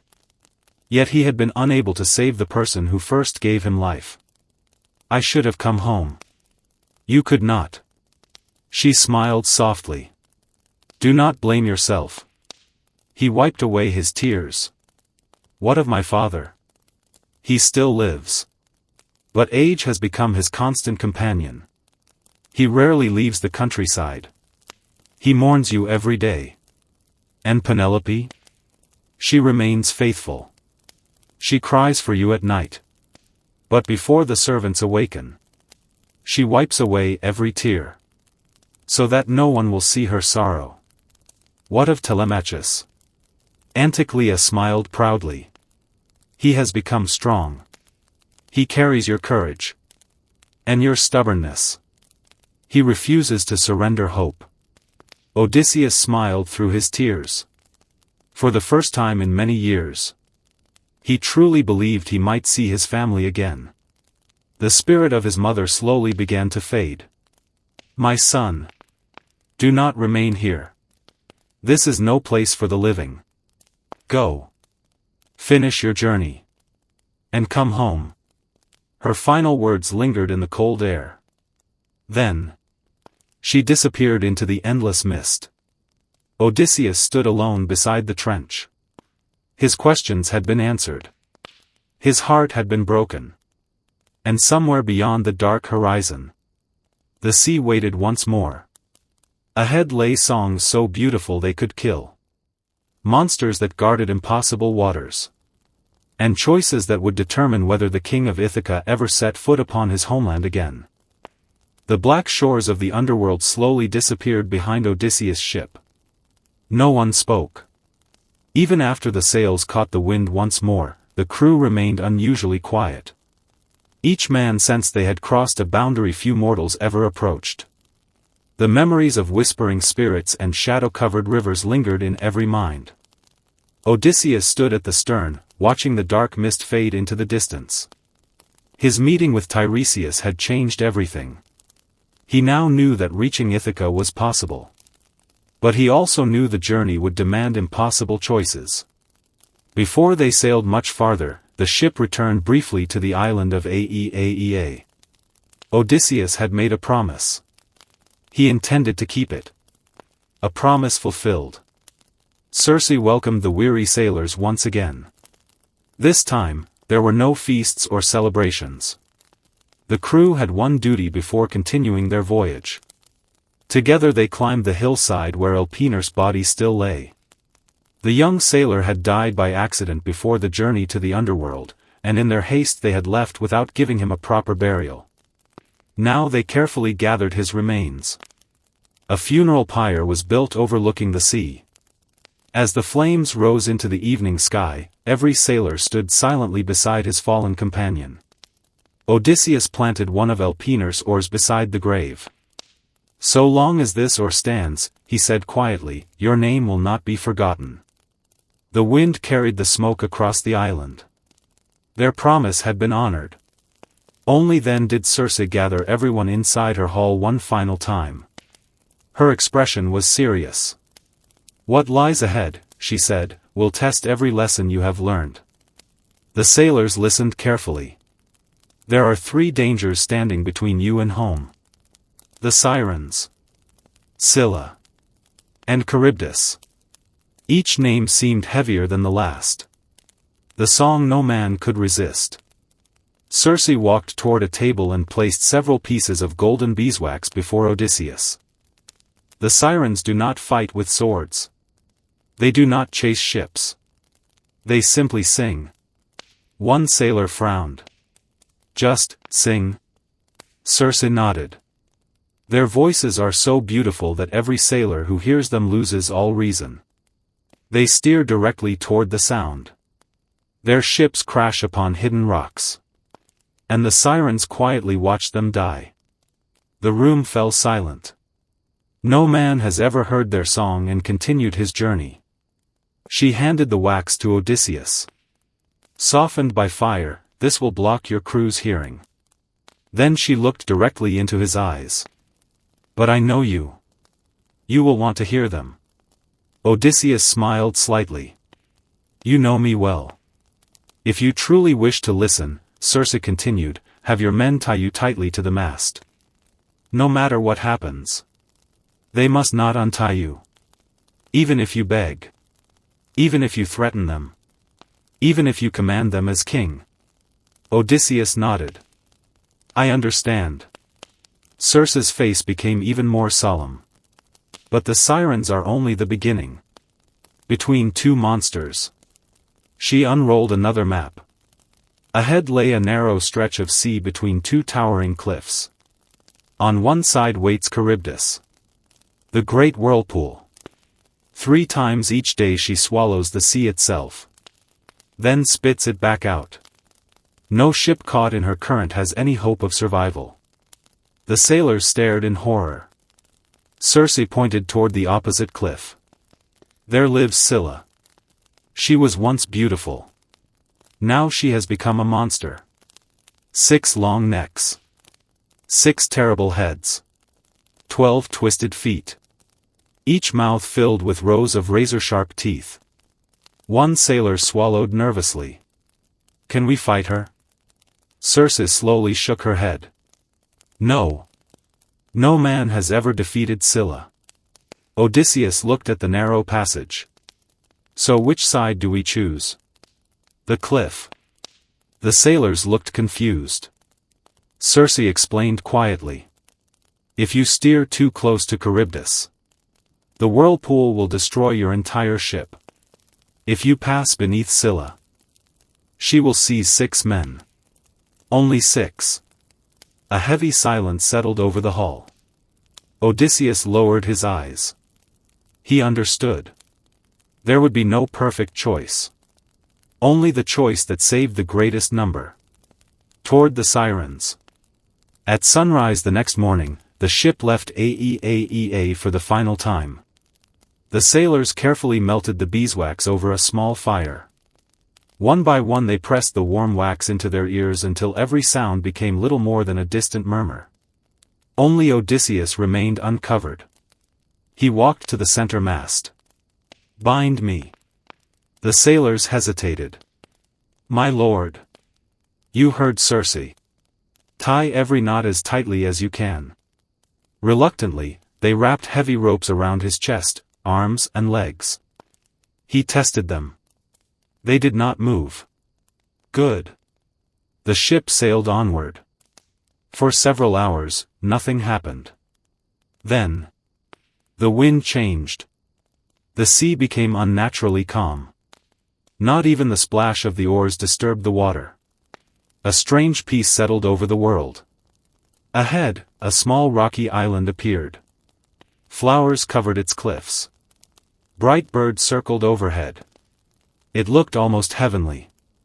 Then, Odysseus heard it. A single voice. Gentle. Beautiful. It drifted across the sea like warm summer air. Another voice joined it. Then another. The music was unlike anything any human had ever created. It seemed to speak directly to his soul. The sirens sang his name. Odysseus. Great king of Ithaca. Come to us. We know every secret. We know every victory. We know every sorrow. Come. And learn all that has ever happened in the world. Odysseus felt his heart race. Every instinct told him to steer toward the island. The song promised peace. Knowledge. Rest. It promised an end to every hardship. He struggled violently against the ropes. The mast creaked beneath the force. He shouted desperately. Untie me. The sailors continued rowing. They heard nothing. Only silence. Again Odysseus screamed. I command you. Release me. Some of the crew glanced toward him. Remembering Circe's warning, they tightened the ropes even further. Odysseus fought until every muscle burned.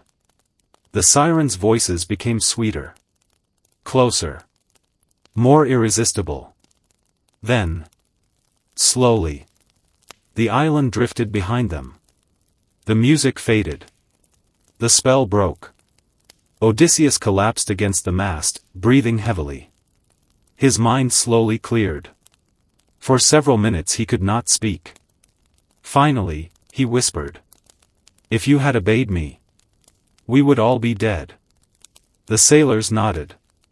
They quietly untied the ropes. No one celebrated. Because another danger already waited ahead. Far in the distance, two enormous cliffs rose from the sea.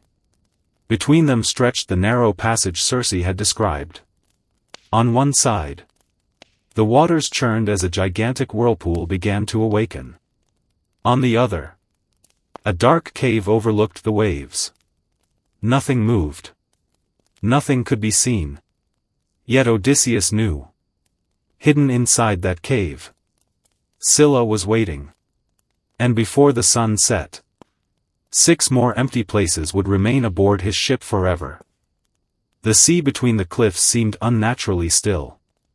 After escaping the sirens, the crew had barely enough time to catch their breath before the towering rocks of the narrow strait rose before them.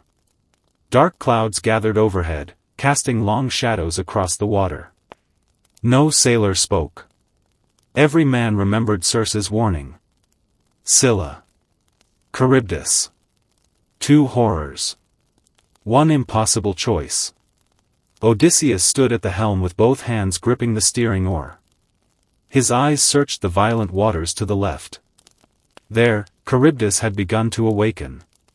The sea itself was disappearing.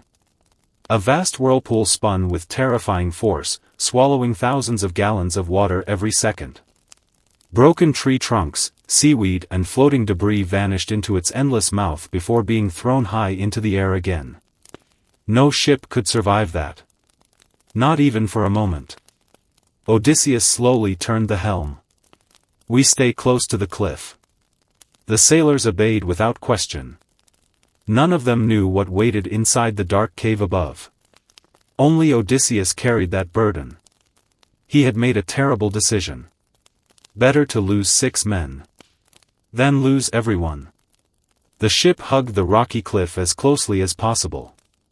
The cave remained silent. Nothing moved. Several sailors began to relax. Perhaps Circe had been wrong. Perhaps the monster had gone. Then, without warning, 6 enormous necks shot from the darkness faster than arrows. The attack lasted only seconds. One sailor disappeared screaming into the sky. Then another. Then another. Each monstrous head seized a man before retreating back toward the cave. Odysseus drew his sword instinctively. He charged toward the cliff. But there was nothing to strike. The creature was already gone. The remaining sailors stared helplessly upward. Their friends cried out one final time. Then, silence. Only the crashing waves remained. Odysseus slowly lowered his sword. His heart felt heavier than ever before. He had known this would happen. Yet knowing did not make it easier. One sailor approached quietly. My king. Could we have saved them? Odysseus looked toward the empty cave. No. We saved everyone else. No one spoke again. The sea carried them beyond the cliffs. Behind them, Scylla vanished into legend once more. Ahead, another trial waited. The Island of the Sun. Several days later, a beautiful island appeared beneath the morning sunlight. Rolling green hills stretched toward the horizon. Crystal clear streams crossed flowering meadows. Hundreds of magnificent cattle grazed peacefully across the fields. Nearby, large flocks of healthy sheep wandered freely. Never had the sailors seen such rich land. Their stomachs growled immediately. But Odysseus remembered every word spoken by Tiresias. Every warning. Every prophecy. He gathered the crew before anyone stepped ashore. Listen carefully. No man, under any circumstance, is to touch those animals. They belong to Helios, the sun god. They are sacred. If even one is harmed, we are all doomed. Every sailor nodded. Even the hungriest among them understood. For a while, everything went according to plan. The crew gathered fish from the sea, collected rainwater, ate what little food remained aboard the ship. They avoided the sacred cattle completely. Then, fate intervened. The endless storm. Dark clouds rolled across the sky. Rain began falling. Strong winds forced the ship to remain anchored beside the island. One day became 2. 2 became 5. 5 became 10. The storm refused to end. No matter how desperately the sailors wished to leave, the sea would not allow it. Food supplies began disappearing. The last sacks of grain emptied. The dried meat ran out. Even fishing became impossible as violent waves battered the shoreline. Hunger slowly replaced patience. The crew grew weaker each day. Faces became thinner. Movements became slower. Several sailors quietly stared toward the peaceful cattle grazing nearby. Their temptation grew stronger with every passing sunrise. Odysseus continued repeating the warning. No one touches them. We wait. We survive. But hungry men rarely think clearly. A dangerous decision. One afternoon, Odysseus climbed a nearby hill alone to pray for favorable winds. Exhaustion overcame him. For the first time in many days, he fell asleep. Back at the beach, the remaining sailors gathered together. Eurylochus stepped forward. His voice was calm. My friends, we cannot starve. Several nodded. We've waited long enough. Our king believes the gods will save us. But what if they don't? Another sailor whispered. I'd rather die by lightning than by hunger. The word spread quickly. Soon nearly every man agreed. Eurylochus looked toward the grazing cattle.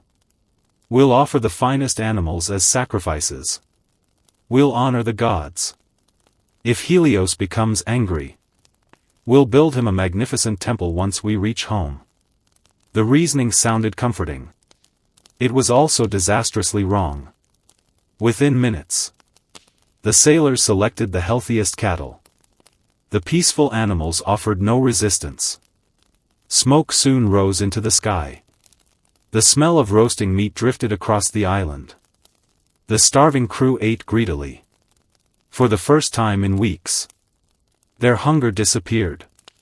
Then, something impossible happened. The hides of the slaughtered cattle began moving across the ground by themselves. The pieces of meat lying upon the fire let out sounds like living animals. Deep, mournful cries echoed across the island. The terrified sailors dropped their food. No one spoke. Every man realized the same terrible truth. The gods had seen everything. Helios demands justice. Far above the earth, Helios guided the blazing chariot of the sun across the heavens. Nothing escaped his sight. He had watched every moment. Every warning. Every choice. Every act of disobedience. His anger burned brighter than the sun itself. He climbed Mount Olympus and stood before Zeus. Father of gods and men. My sacred cattle have been slaughtered. If justice is not done, I will no longer bring daylight to the world. I will descend into the underworld instead. The gods fell silent. Without the sun, the world itself would perish. Zeus slowly rose from his throne. His answer was simple. Justice will be served. Far below, the storm finally ended. Bright sunlight returned. The sailors celebrated. "We're saved. We can finally leave." Odysseus awoke and immediately smelled the smoke. His eyes widened. He saw the empty fields, the bones, the fire, the horrified faces of his crew. For several moments, no one dared speak. Finally, Eurylochus lowered his head. "We were starving." Odysseus looked across the ruined meadow. His heart sank. The prophecy of Tiresias echoed inside his mind. "If they harm the cattle, your companions will perish." He understood immediately. There would be no escaping what had been done. The sailors repaired the ship, raised the sail, and quietly left the island behind. At first, the sea appeared perfectly calm. A gentle breeze carried them away from the sacred shore. Some even dared believe the danger had passed. Then, far beyond the horizon, dark clouds gathered once more. A single flash of lightning illuminated the sky. Odysseus looked upward. He knew that storm. It did not belong to Poseidon. It belonged to Zeus himself. And before another sunrise, the final chapter of his companion's long voyage would come to a tragic end. The sea was calm. Too calm. Not a single wave disturbed the surface of the water as Odysseus' battered ship sailed away from the sacred island of Helios. The sky was bright, and a gentle breeze filled the sail. To anyone else, it looked like a perfect day. Odysseus knew better. He stood alone near the helm, watching the horizon. The warning of Tiresias echoed through his mind. "If your men harm the cattle of the sun, your ship will be destroyed, and every companion will perish." The prophecy was no longer a possibility. It had become their future. Around him, the sailors tried to convince themselves everything would be fine. "We made sacrifices. The gods will understand. We had no choice." But deep inside, every man carried the same fear. The gods had seen everything. And the gods never forgot. The wrath of Zeus. Without warning, the peaceful sky darkened. A single cloud appeared above the ship. Then another. Within moments, the heavens disappeared beneath black storm clouds. The wind vanished. The sea became unnaturally still. Even the gulls flying overhead suddenly turned away. Odysseus gripped the steering oar. "Everyone, prepare yourselves." A brilliant flash of lightning split the sky. The thunder that followed shook the sea itself. Then Zeus struck. A blinding bolt of lightning crashed directly into the center of the ship. The mast exploded. The sail burst into flames. Splintered wood flew across the deck. Several sailors were thrown into the sea instantly. The entire vessel shuddered violently. Another wave crashed over the side. The hull began breaking apart. "Hold on!" Odysseus shouted. But no command could stop the judgment of the king of the gods. The sea swallowed the ship. One by one, the men who had fought beside Odysseus through 20 years of war and wandering disappeared beneath the waves. Some reached for floating wreckage. Others cried out for help. The storm answered only with thunder. Odysseus watched helplessly. There was nothing he could do. The prophecy had been fulfilled. Every companion, every loyal friend, every survivor of Troy was gone. Only Odysseus remained. Clinging desperately to a broken section of the mast, he allowed the raging sea to carry him wherever the gods desired. He was no longer a king commanding a fleet. He was simply one exhausted man struggling to stay alive. Charybdis once more. For 2 days and 2 nights, the sea carried Odysseus across the endless ocean. He had no food, no fresh water, no shelter.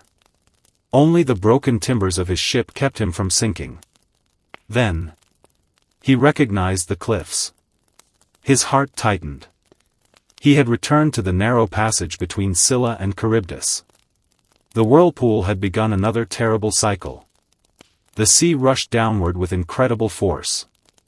Odysseus' raft was pulled toward its center. He fought desperately against the current.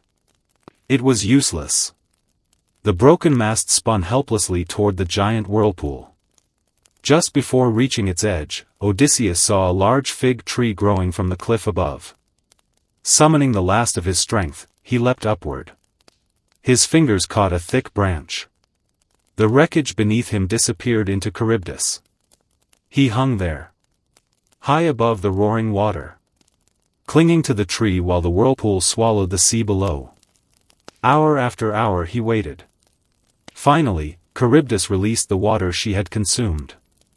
Among the debris floating back to the surface appeared the broken mast once again. Odysseus released the branch. He dropped into the sea. After another desperate struggle, he reached the floating timber. Once again, he drifted into the unknown. The island of Ogygia. 9 long days passed. The sun burned during the day. Cold winds swept across the sea at night. Odysseus drifted between life and death. Then, on the 10th morning, an island appeared. Unlike every place he had visited before, this island seemed almost untouched by time. Crystal-clear waterfalls flowed through lush forests. Birds sang among flowering trees. The air smelled of cedar, wild herbs, and blooming flowers. It looked like paradise. Too weak to stand, Odysseus allowed the waves to carry him gently onto the shore. He collapsed onto the sand. For the first time in many days, he slept. When he awoke, someone was watching him. She was unlike any woman he had ever seen. Graceful, radiant, almost surrounded by light itself. "I have been expecting you," she said softly. "My name is Calypso." She was no ordinary woman. She was an immortal nymph. Daughter of the Titan Atlas. Mistress of the hidden island of Ogygia. Calypso welcomed the broken hero into her home. She cared for his wounds, prepared food, offered clean clothing. Slowly, his strength returned. Days became weeks. Weeks became months. Months became years. 7 long years passed on Ogygia. Calypso grew to love Odysseus deeply. Again and again she begged him to remain. "You need never grow old. You need never suffer again. I can make you immortal. You can live beside me forever." To many men, the offer would have been impossible to refuse. Eternal youth. Eternal peace. Freedom from pain. Yet every evening, Odysseus walked alone to the edge of the island. He sat beside the sea and looked west, toward a homeland he still could not reach, toward a wife who had waited faithfully for 2 decades, toward a son who had become a man without his father. Calypso offered paradise. Odysseus wanted home. The gods remember. Far above, on Mount Olympus, the goddess Athena had never forgotten her favorite hero. For years she watched Odysseus trapped upon Ogygia. She finally stood before Zeus. "My father. Has he not suffered enough? The war is over. His companions are gone. His punishment has lasted many years. Let him return." Zeus considered her words. Then he nodded. "It is time." He turned toward Hermes. "Go. Tell Calypso that Odysseus must be released. The will of Olympus cannot be ignored." Hermes flew across the world until he reached the hidden island. Calypso welcomed the messenger politely. But the moment she heard Zeus' command, sadness filled her eyes. "So, the day has finally come." Hermes nodded. "The decision is not yours. Calypso looked toward the distant shore where Odysseus sat gazing across the sea. Though her heart was breaking, she accepted the will of the gods. That evening she approached him quietly. "You are free."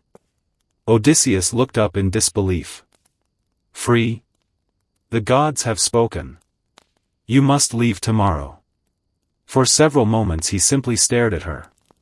After 7 years, the impossible had finally happened. His journey home had begun again. The final voyage begins. Calypso kept her promise. She helped Odysseus cut strong trees from the forest. Together they built a sturdy raft.